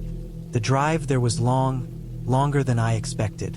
The GPS led me along a series of twisting roads that became narrower and rougher as I approached the cabin. The last few miles were nothing more than a dirt track, lined with trees so dense that sunlight barely reached the ground. I had to slow down constantly to avoid potholes and fallen branches. There was a persistent smell of wet earth, and the air was noticeably cooler than the city. It was quiet, too quiet. No cars passed me for miles, no birds sang. It was the kind of silence that feels heavy, the kind that presses against your ears until you notice it. When I finally reached the cabin, it was smaller than it appeared in the pictures. It was made of old wood, darkened by years of rain, and the roof sagged slightly in the middle. There was a small porch with a few broken chairs, and the windows were dusty, giving the impression the place had not been occupied for years. I parked my car on the uneven ground nearby and stepped out, feeling the weight of the silence pressing against me. I carried my bags inside, the wooden floor creaking under each step. Inside, the cabin smelled of damp wood and mildew. Dust motes floated in the sunlight that filtered through the grimy windows. There was a small kitchen area, a living room with an old sofa and a rickety table, and a tiny bedroom with a single bed that looked more like a pallet than furniture. I set my things down and walked around, testing the doors and windows. All were locked or could be latched from the inside, which gave me a small sense of security. I spent the first day exploring the surrounding area. The cabin was on the edge of a forested hill, and behind it was a small creek that gurgled quietly over rocks. The trees were tall, with thick trunks, and the forest floor was covered in fallen leaves and moss. There was no one around, not even a hiker or a stray dog. The sun was warm when it touched the trees, but under the canopy, shadows lingered in the hollows. I gathered some firewood from fallen branches near the cabin and stacked it neatly in a corner. By evening, I had a small fire going in the fireplace, and I sat on the sofa, watching the flames flicker. Felt peaceful at first. The first night was uneasy, though. Every sound seemed amplified in the silence. The wind rustled through the trees outside, and I could hear branches hitting the roof. The creek murmured in the distance. But then there were other noises, ones that didn't make sense. A thud, distant but close enough to hear clearly. A scraping sound, like something dragging across wood. I told myself it was probably a fallen branch or an animal, but I couldn't shake the feeling that someone, or something, was out there, moving just beyond the line of sight. Sleep came eventually, but only in short bursts, punctuated by the creaks of the cabin and the occasional sound from outside. The next day, I went into the forest to explore more. I thought that being outside and moving would distract me from the tension I felt in the cabin. The forest was thick, and I followed the creek upstream. It wound through dense undergrowth, and the ground was slippery with mud. I found evidence of wildlife, tracks of deer and raccoon, claw marks on trees, but nothing larger, nothing that seemed threatening. By afternoon, I returned to the cabin, tired and muddy. That night, I decided to prepare a small meal and build the fire early. I stacked the wood carefully, making sure it would burn long. The wind picked up again as darkness fell. The sound of the trees scraping against each other was louder tonight, sharper, and it made the hair on the back of my neck stand up. Then I noticed something. The door to the cabin, which I had locked before going out, was slightly ajar. My stomach sank. I remembered locking it, checking it twice, and yet there it was, barely open. My first thought was that the wind had pushed it, but the cabin was well sheltered from the gusts. And more unnerving, there were faint footprints outside, in the soft mud near the porch. I froze, staring at them. They were small, human-shaped, not animal tracks. Whoever had been here had been careful not to make a sound, leaving just enough evidence to know they had been there. Panic set in. I considered calling someone, but there was no cell signal. My phone had a single bar that wouldn't support a call. I ran through the possible explanations in my head. Could it be someone from a nearby property? I hadn't seen any houses, not even from a distance. And why leave the tracks like this? Why not just take something or break in completely? I decided to stay inside and secure the cabin as best as I could. I moved furniture against the doors, found a few kitchen knives, and kept one by my side. I felt a mix of fear and absurdity. This is just a cabin in the woods. I told myself, maybe a prankster. But the fear didn't leave. That night, I barely slept. Every creak of the cabin, every brush of wind, made me jump. I thought I heard footsteps on the porch, slow and deliberate, moving back and forth. I held my breath, listening. Hours passed with nothing happening, yet I couldn't shake the feeling that I wasn't alone. I sat awake until dawn, fire reduced to embers, staring at the dark shapes outside the window. The next morning, I decided I had to investigate. I couldn't just sit there and wait. I strapped on a backpack with some water, a flashlight, and a few snacks. I walked around the perimeter of the cabin slowly, examining the ground. The footprints continued into the forest, heading uphill, deeper into the trees. I followed them cautiously, trying to remain unseen, sticking to the shadows. The footprints were clear and human, as if someone had walked barefoot or in light shoes. They didn't look aggressive at first, but the thought of being followed made my stomach churn. Hours passed as I traced the tracks. They led to a small clearing with a shallow pit, roughly dug into the ground. I stared at it, confused and anxious. There was nothing inside, but the sight made my heart race. Was this a trap? A hiding spot? Or just someone digging for firewood or mushrooms? Couldn't tell. The forest around me was thick, and I realized how exposed I was, how alone. I decided it was best to head back before anything escalated. Returning to the cabin, I tried to calm myself. I knew I needed a plan. The cabin was isolated, and I couldn't count on anyone coming by. I could barricade myself inside, but supplies were limited. I had some food, water, and matches, but no way to contact the outside world. The thought of someone watching the cabin, maybe hiding in the trees, made me double-check every corner, every shadow. That evening, I heard it again. Slow, deliberate steps near the cabin. This time, I was ready. I stayed near the window, flashlight in hand, watching. The steps circled the cabin, stopping occasionally, and then moving again. I could hear faint breathing, low and controlled, coming from the direction of the porch. I had no idea who it was or what they wanted, but I knew staying passive wasn't an option. I grabbed the keys to my car and prepared to leave. I waited for the figure to move away, then bolted to the vehicle, sliding in and locking the doors. My hands shook so badly I could barely start the engine. As I drove off the dirt road, I glanced in the rearview mirror. For a fleeting moment, I thought I saw a silhouette standing at the edge of the trees, watching me go. The drive back to civilization felt surreal. Every bump in the road, every shadow, felt like it might be someone following. When I finally reached the main road, with streetlights and passing cars, a sense of relief washed over me. I pulled into a gas station, called the local authorities, and reported the incident. They told me someone had recently been trespassing in that area, breaking into cabins, stealing supplies, and watching visitors. They promised to send a patrol to investigate. I never went back to that cabin. Even months later, I still had trouble sleeping, jumping at every sound. But I learned a few lessons about preparation, isolation, and the thin line between peace and fear. What saved me, I realized, was awareness and readiness. The cabin itself wasn't dangerous. It was the people who had found it that made it terrifying. I kept a few things from that trip as reminders. A rusted nail I found in the dirt near the pit, a small broken chair from the porch, and the memory of the footprints in the mud.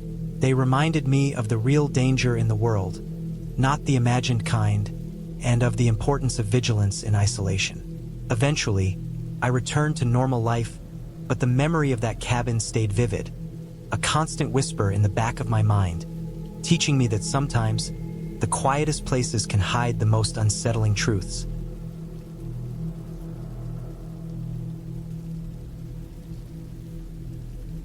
I never thought a trip to a small, isolated cabin in the woods could turn into something so consuming, so tense, and so terrifying that it would leave marks in my memory that would never fade. I had wanted a break from the city, from the noise, the endless traffic, and the people who seemed to demand attention constantly. The idea of a week alone in a cabin, somewhere deep in the forest, with only the sounds of the wind, the trees, and maybe a distant bird for company, seemed like heaven. I had scouted the cabin online months before. The pictures made it look perfect. A small wooden structure, old but sturdy, with a stone fireplace and a little porch overlooking a pond that reflected the trees like a mirror. It seemed far enough from everything, private enough that I would feel like I had escaped the world entirely. I arrived late in the afternoon. The drive had been longer than expected. My phone had lost signal somewhere past the last town, and I found myself relying entirely on a paper map I had printed before leaving. By the time I turned onto the dirt track leading to the cabin, the sun was low, orange light stretching across the tops of the trees, casting long shadows across the forest floor. I felt a shiver of anticipation and unease. I parked the car in front of the cabin. The place was quiet, too quiet, in a way that made me aware of every single sound. The creak of the wooden sign swinging in the wind, the distant rush of water from a nearby stream, the soft scratching of something moving in the underbrush. The cabin was small, maybe 20 feet by 30, with a single upstairs loft that served as a bedroom. The front door squeaked when I opened it, and the smell of old wood and mildew hit me immediately. I set my bag down and took in the interior. It was sparsely furnished. A small kitchen, a table, a couple of chairs, and the fireplace dominated the main room. A ladder led to the loft above. The windows were small and looked out over thick forest on all sides. I unpacked slowly, arranging my things with care, making the cabin feel a little like home. There was a strange satisfaction in this isolation, the silence pressing in on me like a thick blanket. That first night, I made a small fire in the fireplace. The wind had picked up outside, making the branches scrape against the cabin walls and the roof. It was loud enough to be unnerving, but not so loud as to make me panic. I had a small lantern I kept on the table, and I ate a simple dinner I had brought along. Canned beans, bread, and a little cheese. The fire gave warmth, but the shadows it cast on the walls made the corners of the cabin seem alive. I tried to ignore it. Around midnight, I woke to a strange noise. At first, I thought it was the wind, but then I heard it again. A low, dragging sound, like something heavy being pulled along the ground outside. My heart started racing. I told myself it was an animal, maybe a deer or a raccoon, but the sound didn't stop. I got up slowly, grabbed a flashlight, and stepped outside. The night was dark, the forest pressing in on all sides. I shone the light across the yard, over the pond, but saw nothing. No footprints in the dirt, no movement in the trees. I stayed out there for nearly an hour, scanning the shadows, listening to the wind and the branches. Eventually, I convinced myself it was a branch falling, or maybe a small animal, and I went back inside, trying not to imagine something worse. The next morning, I woke early, feeling tense and restless. I made coffee and sat on the porch, staring at the pond. The sun was breaking through the fog over the water, casting a soft light across the trees. Everything looked peaceful in the daylight, but I couldn't shake the feeling that I wasn't alone. I told myself it was paranoia. Cabin life alone in the woods often does that to people, I thought.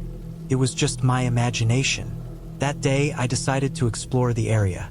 The forest was dense, the ground uneven, but I found a trail that seemed to lead deeper into the woods. I walked for hours, noting the positions of certain trees, the flow of the streams, and marking my path so I could find my way back. I felt invigorated by the exercise, by the solitude, and by the sounds of nature around me. Birds sang, leaves rustled, and the occasional woodpecker tapped at a tree somewhere off in the distance.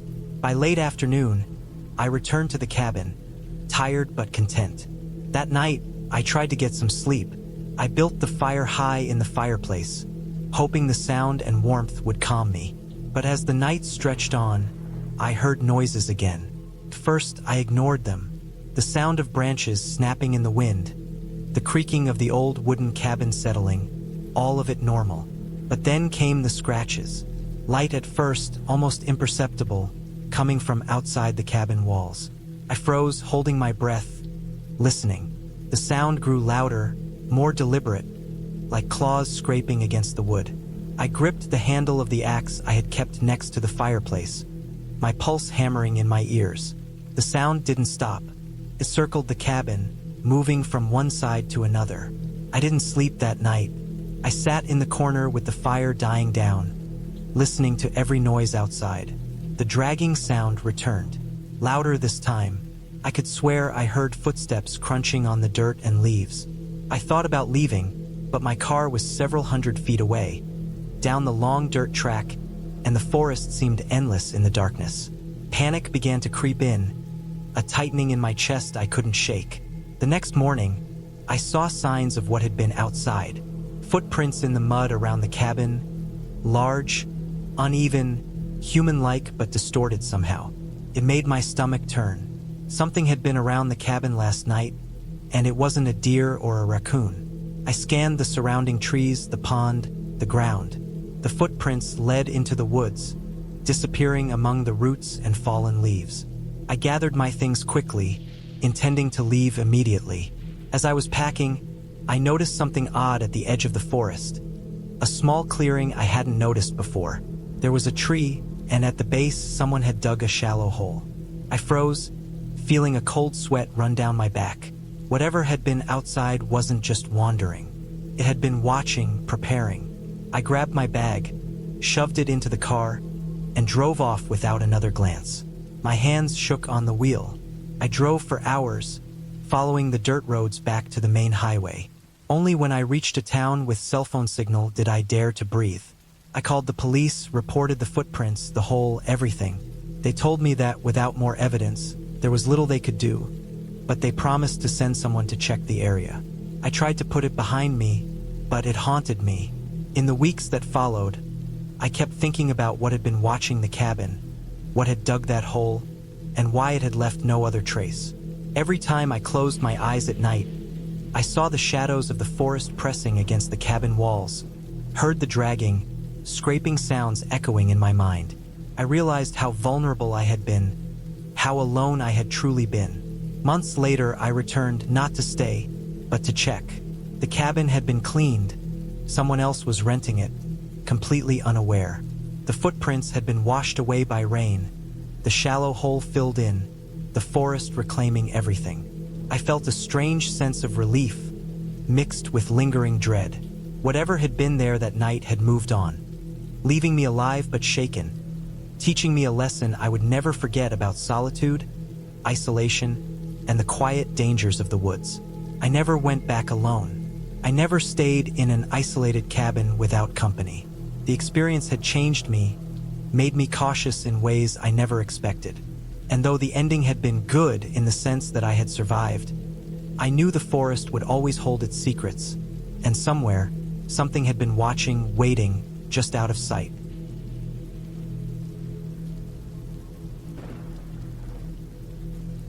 It started as a simple idea. I had been wanting to get away from the city for months. Away from the endless noise, the glaring lights, the constant pressure. I found a small cabin for rent through an online listing, a modest wooden structure tucked away in the northern woods. The pictures showed a rustic, single-story cabin with a stone fireplace, a small porch, and large windows that overlooked a clearing surrounded by pine and oak trees. The price was reasonable, and the location promised seclusion. I thought I could use a weekend alone in nature to reset my mind. I didn't expect what would unfold. The drive north was long and tiring. The highways stretched on endlessly, and after the first few hours, the city faded into a haze of flat farmland, then rolling hills and finally dense forest. I had printed a map because I wanted to avoid relying solely on my phone. The GPS signal dropped multiple times as I got closer to the forest, which I didn't mind. It made the escape feel more real. I passed a few small towns, each with boarded-up shops and streets that seemed too quiet, almost frozen in time. It was the middle of November, and the air had a crisp bite to it, with a faint smell of smoke and wet leaves carried on the wind. The sun hung low in the sky, painting the forest in shades of amber and gold. I reached the small dirt road that led to the cabin around late afternoon. The path was narrow and uneven, flanked by trees so close together it felt like driving through a tunnel of branches. The car bounced over roots and small rocks, and I drove slowly, aware that the forest itself seemed to be closing in around me. I kept thinking about how isolated I was, but part of me welcomed it. The city had been exhausting me, and I wanted this solitude, even if it was just for a weekend. When I finally saw the cabin, my relief was immediate. It sat in a small clearing, surrounded on all sides by thick forest. The wood had weathered to a deep brown, the roof slightly sagging in places, but it looked sturdy. Smoke curled faintly from the chimney, though there was no one around. The porch was littered with fallen leaves, and the small stone path leading up to the door had moss creeping between the cracks. I parked the car, shut it off, and stepped out. The air smelled of pine and damp earth, a refreshing contrast to the smog of the city. I took a deep breath and felt a strange mix of calm and tension. There was something about being completely alone in such a vast, silent place that made the hair on the back of my neck stand up. The cabin itself was simple but functional. The interior was a single room with a small kitchen area, a table with 2 chairs, a stone fireplace, and a loft bedroom. The walls were lined with shelves holding books, jars, and other small items left behind by previous visitors. I unpacked my bag and settled in, lighting the fireplace and starting a pot of water for tea. Outside, the wind rustled the trees, and I could hear the faint scratching of branches against the roof. At first, it was comforting, a reminder that I was surrounded by nature. But as the light faded, the sounds began to take on a different quality, sharper, more deliberate. By nightfall, the forest outside was almost pitch black, the only light coming from my small lantern and the dying fire. I had eaten a simple meal and decided to explore the cabin one more time, checking the windows, the doors, and the little loft where I would sleep. Everything seemed secure, yet there was a nagging unease I couldn't shake. I told myself it was just the isolation, that my mind was exaggerating the shadows and sounds. I tried to relax, poured myself another cup of tea, and sat by the fire, reading an old book I found on the shelf. Hours passed, and the quiet became overwhelming. The slightest sound, an animal moving outside, a branch snapping, made me tense. Around midnight, I noticed a faint noise that didn't belong, a rhythmic tapping, like something knocking against wood. I froze, listening. It was coming from the side of the cabin, near the back porch. My heart rate quickened, but I told myself it was just a tree branch hitting the wall in the wind. Still, I grabbed a flashlight and stepped outside, circling the cabin slowly, shining the beam across the ground. The forest looked empty, dark, and still. There was no wind now, only the sound of my own footsteps on the mossy ground. The knocking didn't come again, and after a long while, I returned to the cabin, locking the doors behind me. I tried to sleep, but the strange sounds of the forest made it impossible. Every creak, rustle, and distant crack made me jump. I finally drifted off sometime in the early hours, only to wake to the sound of something heavy moving across the porch. It wasn't just a small animal. Whatever it was, it made deliberate, heavy steps that pressed into the wooden boards. I stayed still, holding my breath, peering through the window. Shadows moved in the dim light of the moon, and I caught a glimpse of a dark figure crouched near the door. My first thought was that it was a person, someone who had come through the forest and found the cabin. I considered calling the police, but my phone had no signal. Panic started to rise in my chest.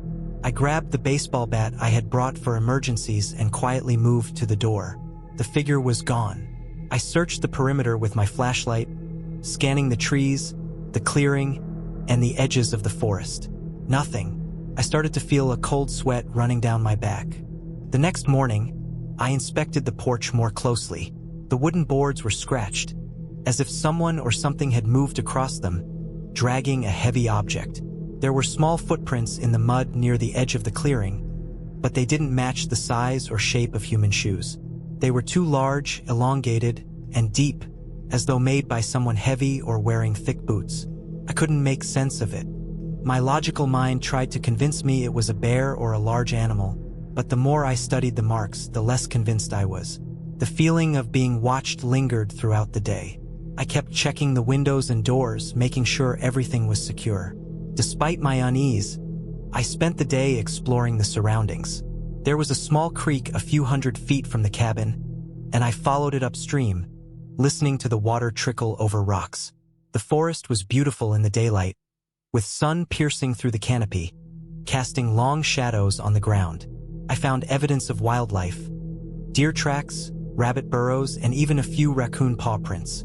It was peaceful, almost serene, but the thought of someone or something prowling near the cabin the night before kept gnawing at me. I carried the bat with me at all times and stayed vigilant. That evening, I decided to make a fire outside. I stacked wood in the fire pit near the clearing, feeling a small sense of control in the act. The fire roared to life, casting bright light across the clearing. I sat a few feet away, sipping my tea, watching the flames dance. Around 9 p.m., I heard it again, the deliberate footsteps on the porch. This time, I didn't freeze. I grabbed the flashlight and ran toward the cabin, shining it across the clearing. There was movement in the trees, figures, too fast to be human, darting between the trunks. My heart pounded, adrenaline coursing through my veins. I realized then that it wasn't just one person or animal. Something was circling the cabin. I retreated inside, locked the doors, and shoved furniture against the windows. My mind raced. I had to come up with a plan. The nearest town was miles away, and my phone had no signal. I had to wait until morning to leave or find a way to signal for help. I gathered every heavy object I could find: kitchen knives, a metal chair, the fireplace poker, and kept them near me. The sounds outside grew louder, more confident. Something was testing the cabin, perhaps trying to figure out a way in. I stayed awake all night, listening, ready to defend myself if necessary. The night was endless. Every shadow seemed alive, every crack and creak a threat. At one point, I thought I saw a pair of eyes reflecting the firelight from the edge of the clearing. I swung the flashlight in that direction, and the figure disappeared into the forest. Exhaustion finally overcame fear around dawn, but I remained tense, convinced that whatever had been circling the cabin was still out there. When the sun finally rose, I dared to step outside. The forest looked calm and quiet, almost normal. There was no sign of anyone nearby. I examined the ground around the cabin. More tracks appeared, large, deep, unmistakably human. Whoever or whatever had been there was big, at least 6 feet tall and heavily built. There was also evidence of makeshift traps. Snares and wires stretched across the clearing, some intended to trip anyone approaching the cabin. My stomach churned at the thought. This wasn't just someone wandering the forest. It was someone prepared, patient, and dangerous. I knew I had to leave immediately. I packed everything into my car, double-checking that the doors were locked behind me. I drove slowly down the dirt path, constantly scanning the forest. Every snap of a branch made my heart jump. The isolation that had once felt peaceful now felt suffocating. By the time I reached the paved highway, I could barely breathe. I stopped at the nearest gas station and called the police, reporting what I had found. They said they would send someone, but the area was remote, and it could take hours. Later that week, authorities investigated the cabin. They discovered that the property had been used by a group of people living off the grid, setting up traps around isolated cabins and ambushing anyone who came near. There had been previous break-ins, but because the area was so remote, few had reported them. My instincts and caution had saved me. I never returned to that forest, and I made sure to warn others about the area. The fear I had experienced lingered for months, but I also felt a strange sense of relief and empowerment. I had survived a situation that could have easily ended badly. I learned that nature's isolation could be dangerous, not because of ghosts or monsters, but because of the unpredictability of other humans and the vulnerability of being truly alone. Even now, years later, I remember the smell of the damp forest, the feel of the moss under my feet, and the heavy, deliberate steps on the porch. I never forgot how thin the line is between solitude and danger, and I never underestimate the quiet stillness of the woods again.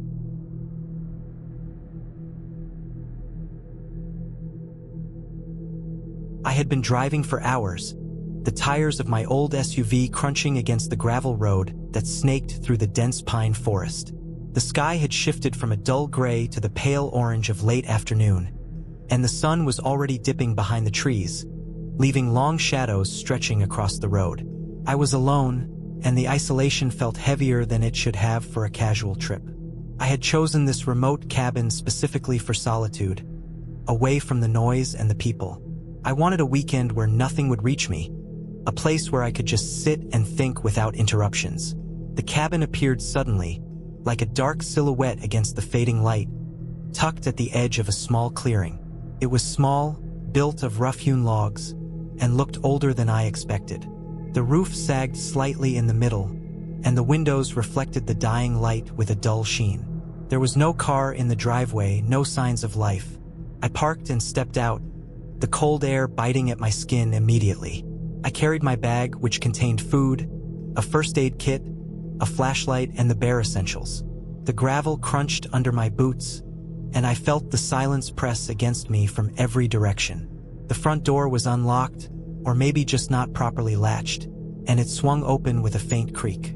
Inside, the cabin smelled of dust and old wood, the kind of smell that fills spaces that have been left alone for years.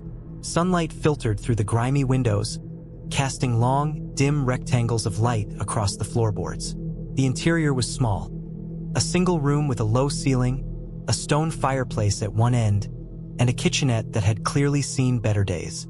Everything was coated with a thin layer of dust, except for a few footprints on the floor, faint but visible, like someone had walked through recently. I shrugged it off at first, assuming it was leftover from the previous tenant or caretaker.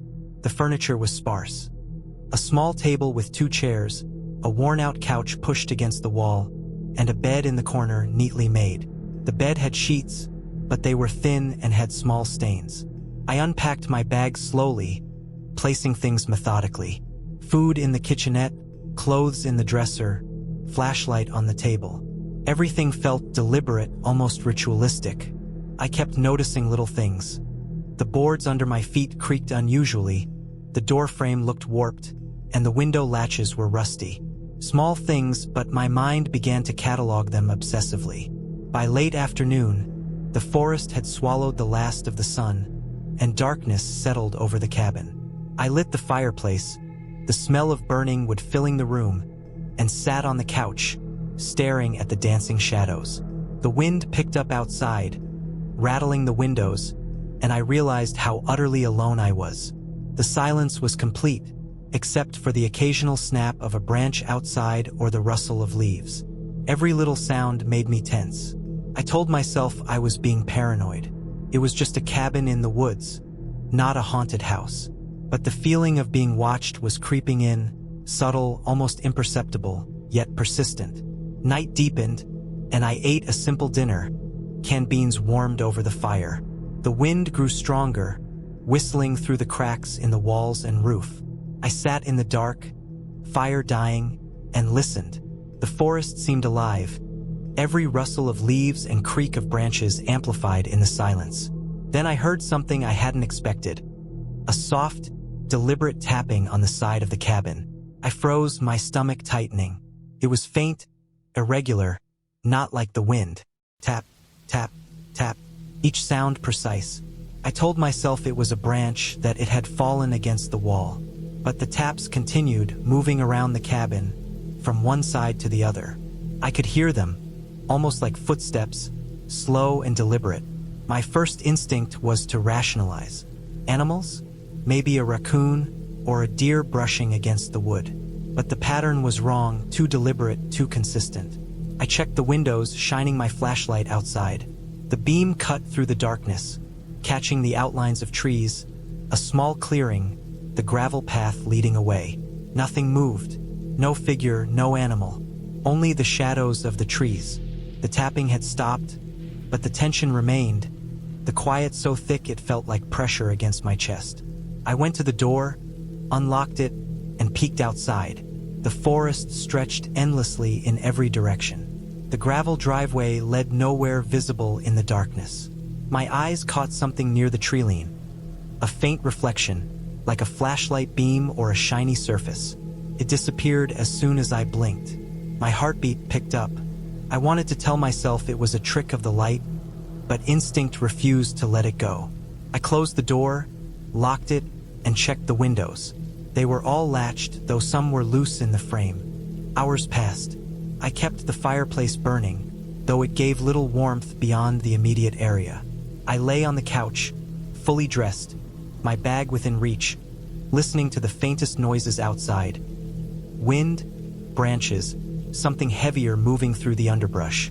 Occasionally, a crack, like a footstep on gravel, would snap my attention. My mind raced with scenarios, each more paranoid than the last, each plausible in the isolation. I thought about leaving, driving back to the nearest town, but the road was rough, the darkness thick, and the nearest gas station miles away. At some point, exhaustion overtook fear, and I dozed in short bursts, waking at intervals to check the windows to listen. Around midnight, the wind shifted, and a new sound came. A dragging noise, slow and deliberate, moving around the perimeter of the cabin. Something heavy, scraping against the ground, moving in a circle. My mind refused to name it. Fear made me numb, almost paralyzed. I sat upright on the couch, listening. The sound stopped abruptly. Silence returned. Then, very faintly, a scratching on the door frame, like nails scraping wood. I held my breath, waiting. Nothing happened. I grabbed the kitchen knife from the drawer and held it, every muscle taut. The rest of the night passed in tense, almost motionless observation. Every small sound made me flinch. The first light of dawn brought relief. I opened the door carefully, scanning the clearing. Footprints circled the cabin, deep and wide, far larger than mine. They ended abruptly at the edge of the treeline. No human figure, no animal. I followed the prints with my eyes, trying to make sense of them. The ground was soft with overnight dew. The prints were fresh. I gathered my belongings swiftly, locking the cabin behind me. The drive back was tense. Every shadow along the road, every branch in the wind, seemed a threat. But as the sun climbed, the forest opened, and the world felt normal again. I reached a small gas station, filled my tank, and reported the cabin to the local authorities. They noted it and promised to check it, though I suspected they'd find nothing. Back in town, surrounded by people, the experience slowly loosened its grip. Yet, even weeks later, I could still feel the oppressive quiet of that cabin, the weight of the unseen presence circling me through the night. I never returned, and I never will. Some places are meant to be left alone.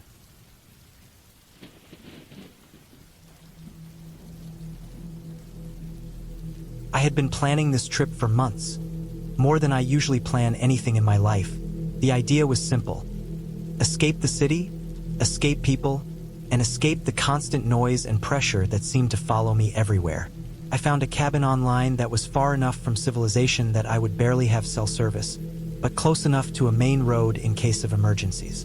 It was small, old, wooden, and nestled into a dense forest with no neighbors for miles. The photos online made it look inviting, but there was something about the isolation that I felt in my gut, an edge of unease that I tried to ignore. I told myself it was just excitement, the thrill of solitude. The drive there was long. I had packed a small car with essentials: food, water, a first aid kit, flashlights, batteries, blankets, and a heavy-duty camping stove. As I left the last stretch of paved road behind, the forest closed in on both sides. The trees were massive, old, their trunks thick and gnarled. The sunlight barely reached the ground in places, and shadows stretched long across the dirt road. I noticed a few things on the way that I didn't think much of at the time: old, rusted signs warning about logging activity, and some of the branches along the roadside that had been broken as if something large had passed through. By the time I reached the cabin, the sun was low in the sky, casting everything in an amber glow. The cabin itself was more rustic than I had imagined. Its wood siding was weathered and darkened from years of rain and sun. Moss clung to the roof in patches, and the small porch sagged slightly on one side. A wooden chair, cracked and splintered, leaned against the wall as if someone had left it there years ago. I parked the car, unloaded my things, and took a long look around. There were no other cabins visible. No signs of recent activity, just forest stretching in every direction. Inside, the cabin smelled of damp wood and old pine. The air was thick, heavy, almost suffocating in its stillness. I unpacked slowly, careful not to make too much noise. The cabin had the basics: a small kitchen area with a rust-stained sink, a wood-burning stove, a single bedroom with a creaky bed frame, and a bathroom with an ancient toilet and a shower that looked like it hadn't been used in years. I lit a lantern and set it on the counter. The warm glow filled the room, but it barely reached the corners. Shadows lingered there, dark and deep, making the small cabin feel even smaller. I decided to go outside before it got dark. The air was crisp, heavy with the smell of wet leaves and dirt. I walked along a narrow path that led deeper into the woods. The forest was alive with sound: the rustle of branches, the distant calls of birds settling in for the night, the snap of a twig under my own feet. Every few steps, I paused, listening, telling myself it was just the wind, just the forest, nothing else. But there was an unshakable feeling that someone or something was watching. I shook it off and returned to the cabin. That night, I set up the stove and cooked a simple meal, eating slowly while listening to the forest outside. When I finished, I sat on the bed with my blanket wrapped tightly around me, trying to ignore the creaks and groans of the cabin settling. It was old wood. It would move. That's what I told myself. I tried to sleep, but every few minutes, I heard it. A faint scraping sound, like something brushing against the side of the cabin. I froze, heart racing. My first instinct was to tell myself it was a branch, or maybe a raccoon. But the sound was steady, deliberate, moving slowly around the cabin. I stayed still for hours, listening, until the scraping stopped, and I eventually drifted into an uneasy sleep. The next day, I decided to explore the area. I packed a small backpack with water, a knife, and a flashlight, even though the sun was shining brightly. I followed the narrow trail that wound deeper into the forest. The trees were dense, their canopies so thick that the sunlight barely touched the forest floor. I noticed more signs of disturbance: broken branches, shallow footprints in the mud that didn't match anything I recognized. They were human-shaped, no doubt, but smaller than mine. They didn't seem recent at first glance. but their irregular spacing and direction made me uneasy. I returned to the cabin in the late afternoon and decided to check the perimeter more thoroughly. I started circling the cabin, looking for anything unusual. That's when I noticed it. Scratch marks along the wooden siding, long and deep, as if someone or something had tried to claw their way inside. My stomach twisted. I hadn't heard anything at first, so if this had happened recently, they must have been careful. My mind raced with possibilities, none of them comforting. I checked the locks on the doors. They were old, simple latches that wouldn't hold back anyone determined to get inside. That night, sleep was impossible. Every sound seemed magnified. The wind shaking the trees, the floorboards groaning, the distant thump of something moving in the forest. Around midnight, I heard it again. The scraping, but this time closer, moving around the cabin's exterior. I grabbed a flashlight and crept to the window. I shone the beam outside, but the forest was dark, impenetrable. Then I noticed movement. A shadow slipping between the trees, too tall and awkward to be an animal. I held my breath, heart pounding, praying it wouldn't come closer. It stayed at the edge of the light for a few minutes, then vanished into the darkness. I stayed awake the rest of the night, knife in hand, sitting on the bed with my back to the wall. The first light of dawn felt like a relief, though the fear hadn't left me entirely. I made coffee, trying to steady my shaking hands. I knew I couldn't stay there another night. Whatever had been outside, whatever had been leaving footprints and scratches, was bold, and it was testing me.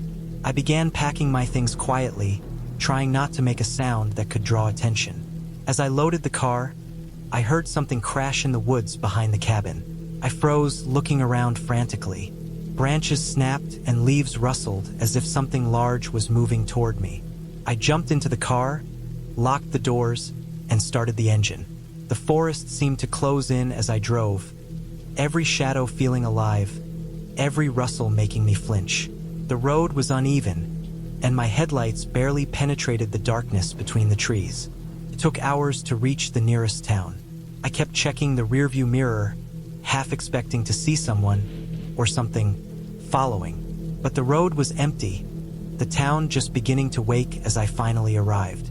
I found a small motel, rented a room for the night, and collapsed on the bed, exhausted, heart still racing. I kept looking out the window at the dark horizon, knowing the forest was out there, quiet but not gone. In the days that followed, I couldn't stop thinking about the cabin. I reported the scratches and footprints to the local authorities. They told me it was probably hunters or squatters, but nothing had been found. I tried to go back to the area to get a better look, but the forest felt different from the road, unfamiliar and menacing. I realized I had been lucky. Something had been near that cabin, something human but reckless, maybe desperate, and it had chosen not to confront me directly. Months later, I returned to the cabin with a group of local rangers. They found clear signs of human presence. Makeshift fire pits, old clothing, and supplies hidden under trees.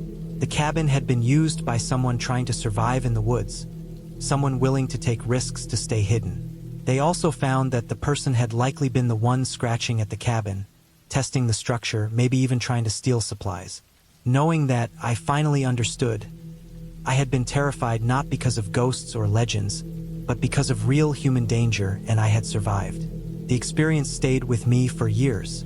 Every time I thought about going back into the forest, a shiver ran down my spine.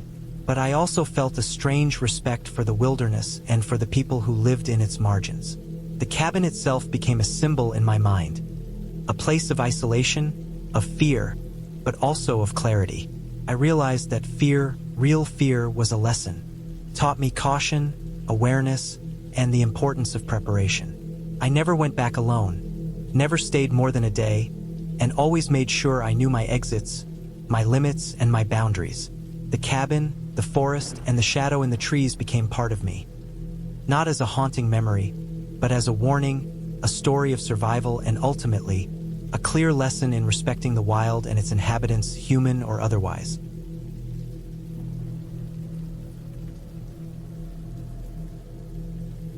It was late October when I decided to take a solo trip into the mountains. I had found a small cabin for rent through an online listing. The photos showed a modest wooden structure, tucked away among dense pine trees, with a small creek running beside it. The isolation was exactly what I wanted. I needed a break from the constant noise of the city, from people, and from my own restless thoughts. I packed a few essentials, enough food for a week, water, a first aid kit, a flashlight, and a few spare batteries. I also took a small hunting knife and a hatchet just in case. I told myself it was precautionary, practical, nothing more.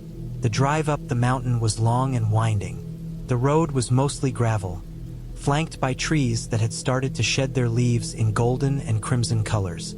The sun was low by the time I reached the small dirt turnoff that led to the cabin. My car bounced over the uneven ground, and I felt the isolation press in almost immediately.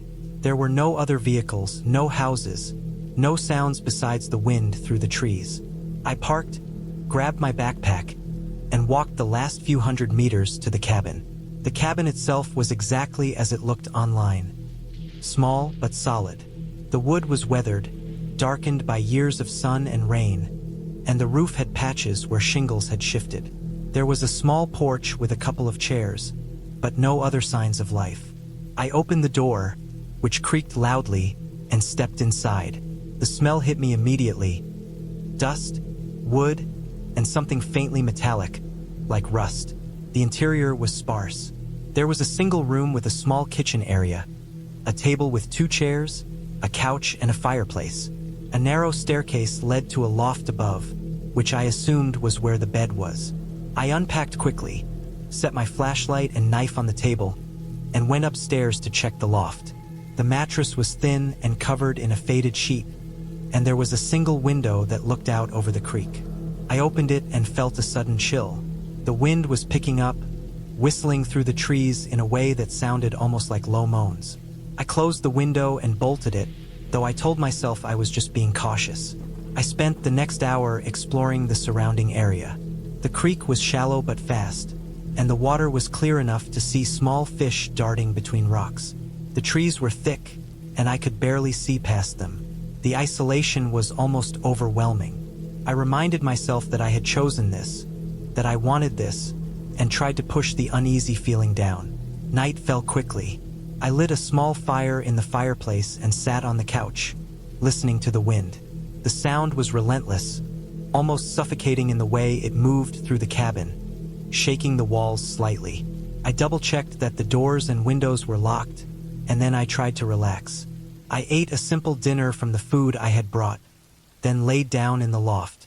Sleep did not come easily. Every creak of the cabin, every snap of a branch outside, made me start. Around 2 a.m., I woke to a noise. At first, I thought it was the wind, but then I heard it again. A scraping sound, deliberate and slow, coming from outside the cabin. My heart began to race. I stayed still for a long time, straining to hear. The sound moved along the side of the cabin, then stopped. I could feel the blood in my ears, loud and fast. I sat up slowly, careful not to make any noise, and reached for the flashlight. I switched it on and aimed it at the window. The beam cut through the darkness, illuminating the forest in a narrow strip of white light. I saw nothing, only trees, their branches swaying. But the feeling of being watched was immediate, undeniable. I gripped the flashlight tightly and crept downstairs, my eyes scanning every shadow. The front door was locked, but I double-checked it anyway. I peered out the small gap around the edges, but the darkness beyond the porch made it impossible to see anything clearly. I remembered the knife on the table and picked it up, feeling the weight in my hand. The scraping sound came again, this time from the back of the cabin, near the creek. It was slow, methodical, like someone dragging something across the ground. I froze, listening. Then it stopped. I realized that my phone had no signal. There was no way to call for help. Panic began to rise, but I forced myself to calm down. I moved quietly to the back door and peeked outside. The night was black, the trees shadows that seemed to twist and move. I could see footprints in the dirt near the creek, fresh and leading from the woods toward the cabin. They were large, wide, almost like someone wearing heavy boots. My stomach turned. I retreated inside and locked the back door, then grabbed the hatchet from the corner. I could hear the wind, but beneath it, I thought I heard a whisper of movement, something sliding through the underbrush. I stayed in the main room, flashlight in one hand, hatchet in the other, waiting. Hours passed, though time felt distorted. Every sound, every snap of a branch made me flinch. At dawn, I cautiously stepped outside. The footprints were still there, clear in the soft earth. They led away from the cabin into the deeper woods. I followed them, careful and quiet. The prints ended abruptly, as if the person had vanished. There was no sign of struggle, no discarded items, nothing to indicate why they were there. The realization hit me. Someone had been watching the cabin, someone capable and deliberate. I returned to the cabin and spent the next day barricading it as best I could, moving furniture to block doors and windows, checking locks repeatedly. The next night, the sounds returned. Not just scraping, but now there were faint voices, low and indistinct, carried by the wind. I could not tell if they were real or imagined. I stayed in the loft, clutching my knife and listening. The night felt endless, each hour stretching, each sound magnified. Sleep was impossible. By morning, I was exhausted, drained, and anxious beyond reason. I knew I could not stay.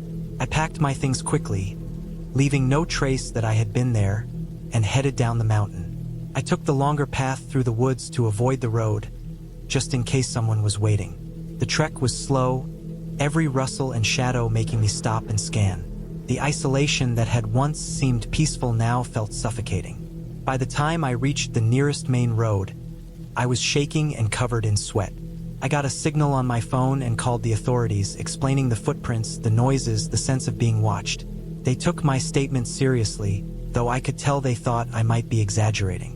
Later, they sent a ranger to check the cabin. When I returned a week later with the authorities, they found signs that someone had indeed been there.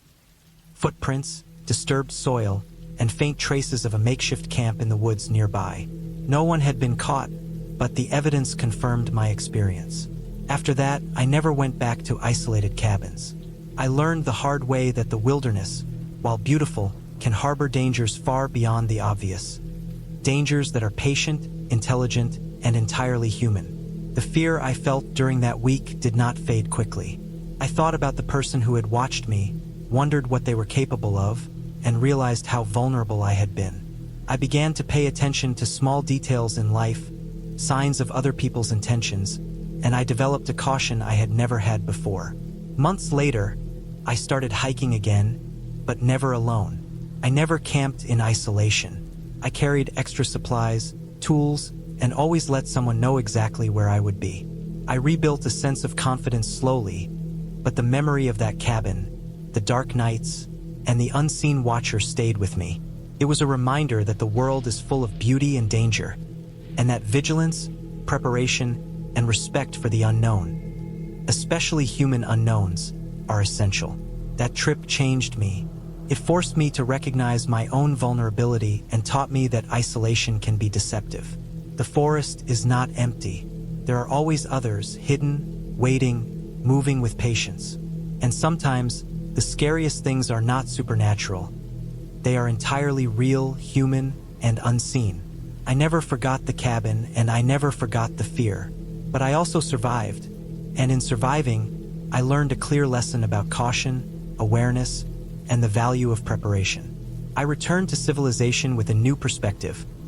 Life is fragile, danger is unpredictable, and solitude, while tempting, comes with risks that must be respected.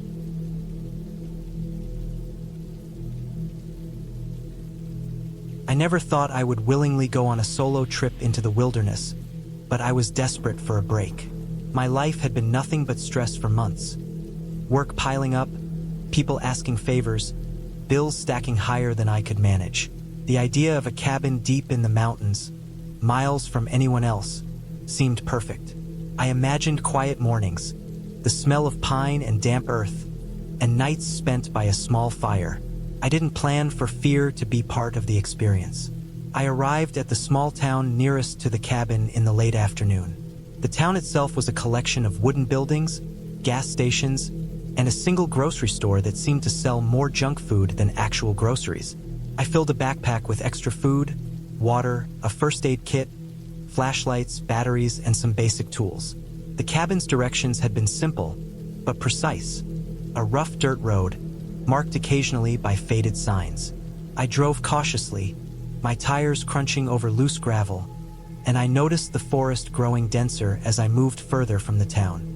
The air smelled wetter here, and the trees were older, taller, with thick roots snaking across the ground like the veins of some ancient creature.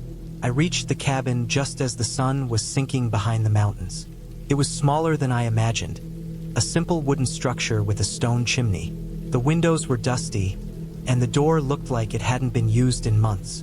There was no cell phone reception, which was both thrilling and slightly terrifying.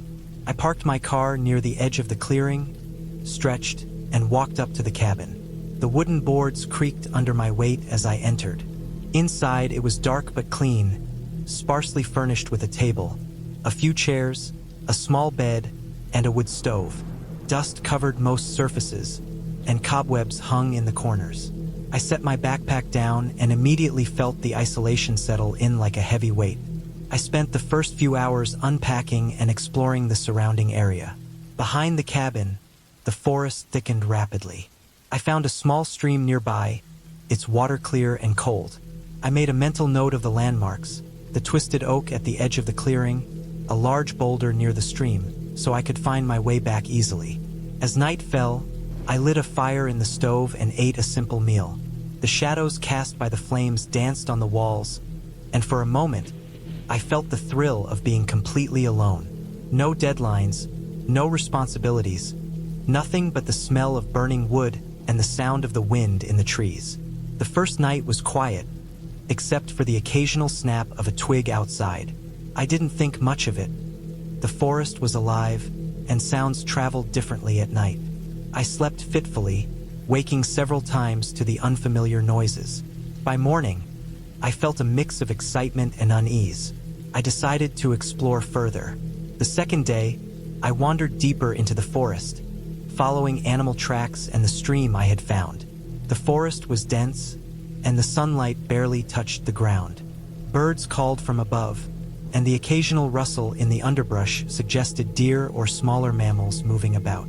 I found a clearing about a mile from the cabin, overgrown and partially hidden. Something about it made me uneasy, but I couldn't place why. I chalked it up to being in unfamiliar territory. I marked the spot in my mind and returned to the cabin before nightfall. The second night was different. I had settled into bed after dinner when I heard it. A faint scraping sound outside, near the cabin. My heart started pounding, and I froze, straining to listen. Came again, soft, deliberate. I told myself it was probably a deer or some animal brushing against the cabin. But the sound continued, persistent, like something moving across the wooden deck. I grabbed a flashlight and carefully opened the door. The clearing outside was empty, the moon casting silver light on the ground.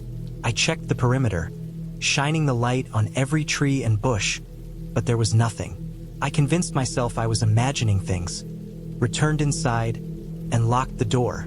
By the third day, unease had settled into a gnawing presence.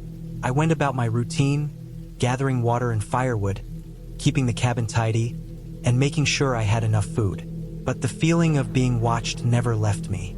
Every time I stepped outside, I felt it, like eyes tracing my movements, following me through the trees. The forest that had seemed peaceful now felt oppressive, as if it wanted me to be uneasy. That evening, as I sat by the stove, I noticed something strange. Small marks scratched into the wooden deck outside, shallow but deliberate, like someone or something had been dragging something across it. My pulse quickened. I took a stick and examined the scratches. They were recent. I had checked the cabin thoroughly the night before, and there had been no sign of them. Sleep was impossible that night. Every sound was amplified.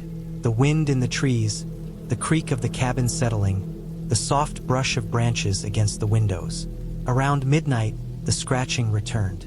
This time, it was accompanied by a low thud, like a footstep landing heavily on the ground. I stayed perfectly still, listening. The noise circled the cabin slowly, deliberately, then stopped. Silence. I sat in the dark for hours, waiting, afraid to move, afraid to breathe too loudly. The next morning, I knew I couldn't stay idle. I had to understand what was happening. I left the cabin earlier than usual, carrying a hatchet and a heavy flashlight. I examined the surrounding area. The forest floor was littered with animal tracks, but mixed in with them were larger, deeper prints. They weren't deer or bear prints, they were human. Someone had been walking around my cabin while I slept. Panic and disbelief churned inside me. I considered leaving immediately, but the dirt road was over a mile away, and my car was parked at the edge of a clearing with limited visibility from the forest. I spent the day preparing. I collected heavy logs to barricade the doors and windows, making sure there were no easy points of entry. I found a small knife in a drawer, a relic from the cabin's previous owner, and carried it with me at all times. I also prepared firewood near the door, thinking I could use it as a weapon if necessary. Each sound outside made me jump. The forest had become a hostile place. That night, the footsteps returned. They were heavy, deliberate, circling the cabin slowly. I held my knife, heart hammering, listening to every move. The noise stopped abruptly, and silence fell. I stayed awake until dawn, my body exhausted, but my fear preventing me from sleeping. The following day, I explored further, looking for clues. I found a second set of prints leading toward a steep embankment on the far side of the stream. They were fresh, and some of them were smeared, as if the person had slipped or dragged something. I followed the trail cautiously, keeping my eyes on the surroundings. The trail led to a small abandoned structure, a hunting shack, half hidden by trees and undergrowth. Inside, I found signs of recent occupation: discarded cans, a tattered blanket, footprints in the dust. Whoever had been circling my cabin was living nearby. The realization sent chills down my spine. I returned to the cabin with a sense of urgency. I had to leave. I packed my belongings quickly, leaving non-essential items behind, and loaded my car. As I was about to start the engine, movement caught my eye. Through the thin line of trees, I saw a figure, half hidden, watching me. I froze. The figure didn't move, didn't make a sound, just stood there, observing. My chest tightened, and I gripped the wheel, adrenaline surging. I started the car slowly, keeping my eyes on the figure. It moved slightly, retreating into the shadows, and I pressed the accelerator, dirt and gravel flying behind me as I raced down the road. The drive back to town was tense. Every sound from the forest seemed amplified, every shadow a potential threat. I kept glancing in the rearview mirror, expecting to see the figure pursuing me, but the forest remained dark and silent. When I reached the first gas station in town, I parked under the bright lights, heart still racing, and tried to calm myself. The relief was almost unbearable. I had escaped, but the memory of the cabin, the marks, the footprints, and that silent watcher remained. I stayed in town for a few days, recovering. I contacted the local authorities and reported what I had seen and the signs of someone living near the cabin. They took the report seriously, though no one ever found the person. When I finally returned home, I realized how deeply the experience had affected me. The forest that had seemed peaceful now haunted my memories. I couldn't shake the feeling of being watched, even in my own apartment. I didn't go back. I never will.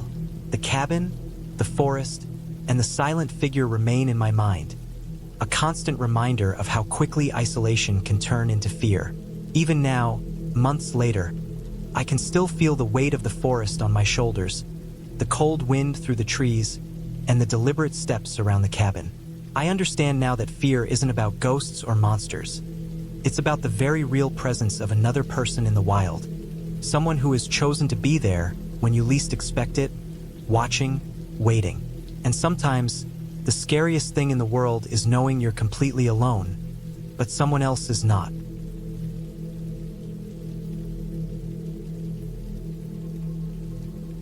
I had been planning the cabin trip for months, thinking it would be a simple escape from the city.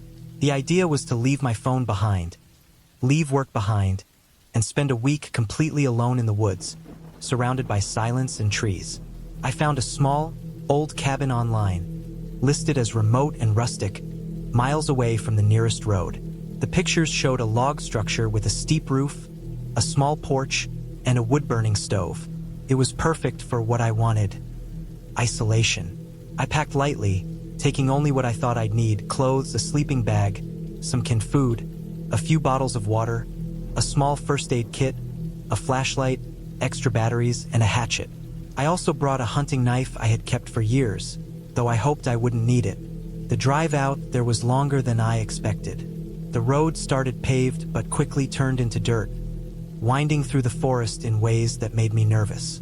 The GPS was unreliable, dropping signals in patches.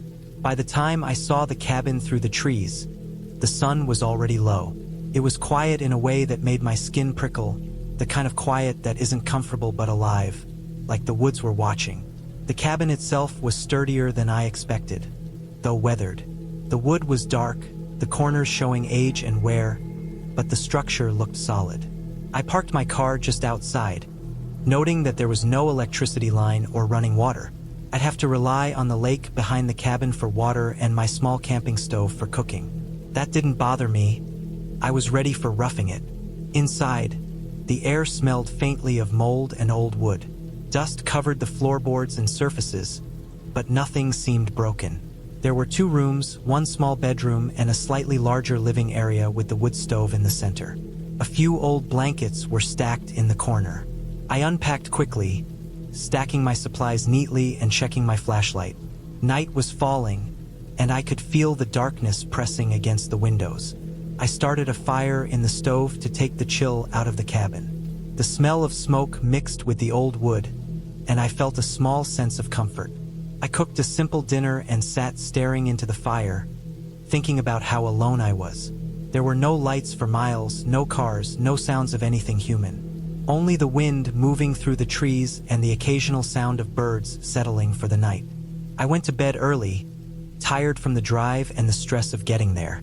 Around 2 in the morning, I woke to a sound. At first, I thought it was the wind, or maybe a branch brushing against the roof. But then I heard it again, more distinctly. Footsteps, outside. Slow, deliberate footsteps on the porch. My heart jumped, and I froze. I didn't have a phone to call anyone. The cabin door was locked, but I had windows around the walls. The footsteps paused, and then I heard a scraping sound, like something dragging against the wood. My mind raced, imagining someone trying to break in. I stayed perfectly still, gripping the hunting knife. The footsteps continued, moving around the cabin, then stopping abruptly. I couldn't see anything outside in the dark, but the sound of breathing came faintly through the wall. I realized whoever or whatever it was knew I was inside. Panic started to set in, but I tried to control it. I grabbed a heavy cast iron pan from the stove, ready to defend myself if the door gave way. Hours seemed to stretch, each sound amplified, until finally, just before dawn, the noises stopped. I didn't sleep for the rest of the night.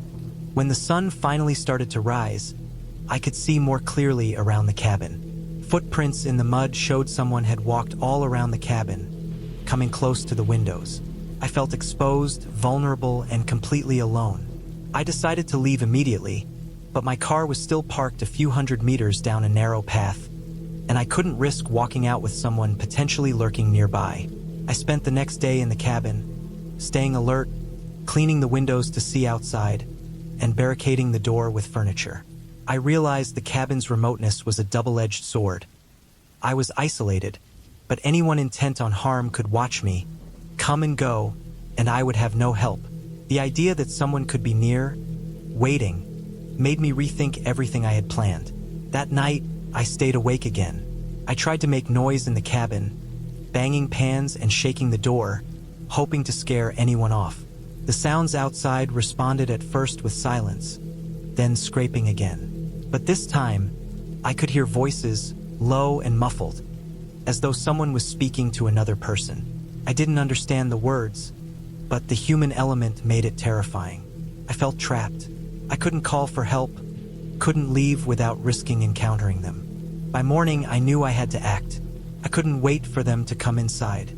I packed what I could carry quickly: food, water, the knife, the flashlight, and a few extra blankets.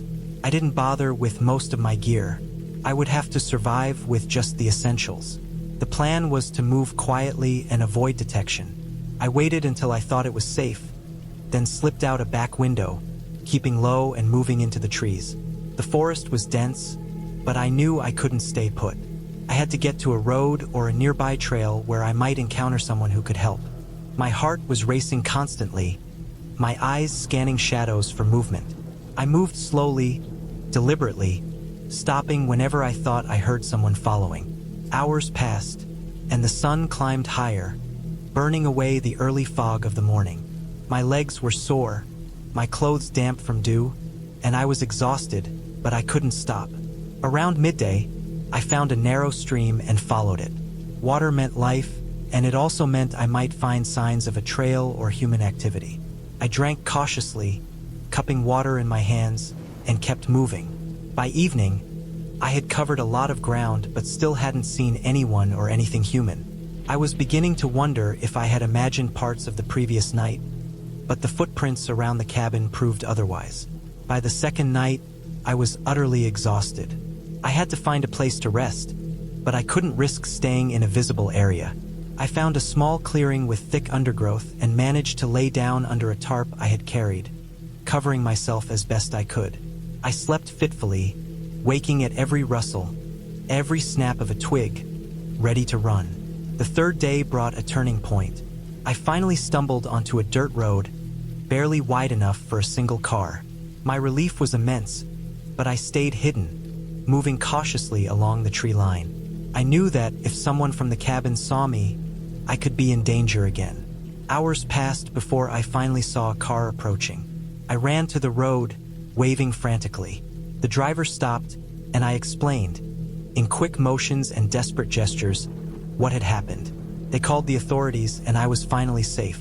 Later, when I returned with the police to investigate, the cabin was empty. No one was inside, and there were no signs of forced entry, only the footprints and signs that someone had been there recently.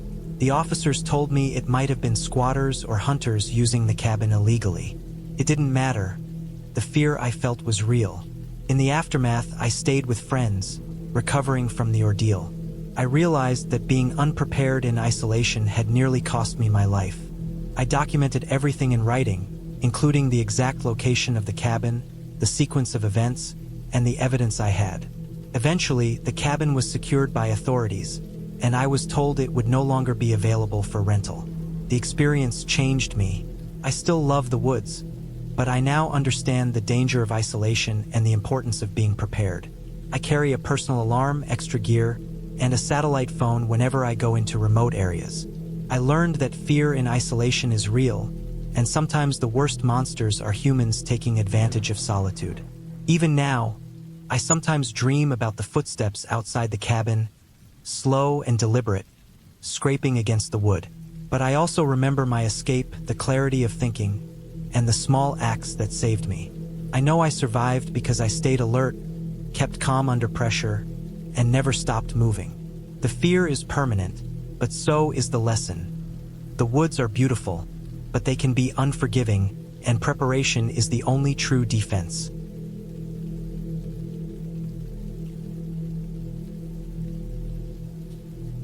I had planned this trip for months, imagining it as a way to escape the noise of the city, to find some quiet and peace in the woods. The cabin was far from any main road, a small old wooden structure tucked deep in the forest, near a slow, murky river.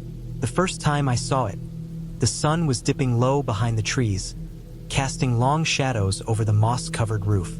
I parked my old sedan in the small clearing in front, the gravel crunching under the tires, and carried my backpack, sleeping bag, and a small box of supplies toward the cabin. It smelled like damp wood and wet earth, a heavy, earthy scent that seemed to soak into my clothes immediately. Inside, the cabin was even smaller than I had imagined, but it had everything I thought I would need. A wood stove, a small kitchen area, a single bedroom, and a tiny bathroom with a rusted sink. The windows were old and slightly warped, and I could see the forest pressing in on all sides. There was a sense of isolation that both excited and unnerved me. I set my things down carefully, noting the way the floor creaked under my weight, the way the hinges on the door groaned when I opened it, the faint whiff of mold near the corners. I decided to start a fire in the stove. The kindling was damp, but I managed to coax it into a small flame, feeding it slowly with small pieces of wood. The warmth spread through the cabin, and I felt a small surge of satisfaction. I unpacked my supplies, laying out a simple meal of canned beans and bread, and watched the smoke curl up the stovepipe into the evening air. Outside, the forest was alive with noise, the distant splash of the river, the rustle of small animals in the underbrush, the low hum of insects settling for the night. I had thought about how quiet it would be, but in the forest, quiet has a different meaning. It is not peaceful. It is heavy, almost tangible, a pressure that settles into your chest. By the time the sun had fully disappeared, the forest was black, almost suffocating in its density. I had brought a flashlight, but I found myself avoiding it, letting the dim light from the stove illuminate the cabin, letting my eyes adjust to the shadows around me. Night fell quickly. The temperature dropped, and I realized I had underestimated how cold it would get. I wrapped myself in blankets, sitting close to the stove, trying to focus on mundane tasks to distract myself. Organizing my supplies, checking the latches on the doors and windows, listening to the sounds outside and trying to identify them. Everything seemed normal until the first sound that made my pulse spike. It was soft at first, a faint scrape, like something heavy being dragged across the forest floor. I froze, straining to listen, trying to convince myself it was just a branch falling or an animal moving through the underbrush. But the sound came again, clearer this time, and it was not random. It had a rhythm, a deliberate movement. I moved to the window and peered into the darkness, but the trees were thick, and the night was complete. The only light, the pale reflection of the moon through the clouds. I could see nothing. I tried to rationalize it. Perhaps it was a deer, a bear, something that had wandered too close. I told myself that I was being paranoid, that isolation makes your mind invent dangers that are not real. But then I noticed the subtle signs. The way the shadows seemed to shift faster than they should. The way the ground near the cabin seemed disturbed, as if someone or something had been circling it. My stomach tightened, and I felt a wave of nausea. I spent the rest of the night in a half-sleep, listening. Every small noise, the creak of the floorboards, the tap of a branch against the roof, the sigh of wind through the trees, made me tense. By morning, I felt exhausted, my mind on edge. I made coffee, moving carefully, trying to keep my hands steady, trying to act as if everything was normal. Outside, the forest looked calm in the daylight, but I knew better now. It was a deceptive calm, the kind that hides the things that can hurt you until it is too late. I spent the day exploring the area, keeping the cabin in sight. There was a narrow trail leading toward the river, and I walked along it, noting broken branches, footprints that I could not identify, and small patches of disturbed earth. I kept thinking I was imagining it, that the forest itself was playing tricks on me. But then, near the riverbank, I found a set of footprints that were too large to be any animal I had seen before. They were human, and they led to the cabin. I counted them, followed the path back, and saw that they ended at the edge of the clearing, as if someone had been watching me from the trees. Panic began to settle in. I thought about leaving immediately, but the car was parked far away, down a long, twisting trail that would be difficult to navigate in the dark. I considered calling for help, but my phone had no signal. The realization that I was completely cut off made the situation feel heavier, more pressing.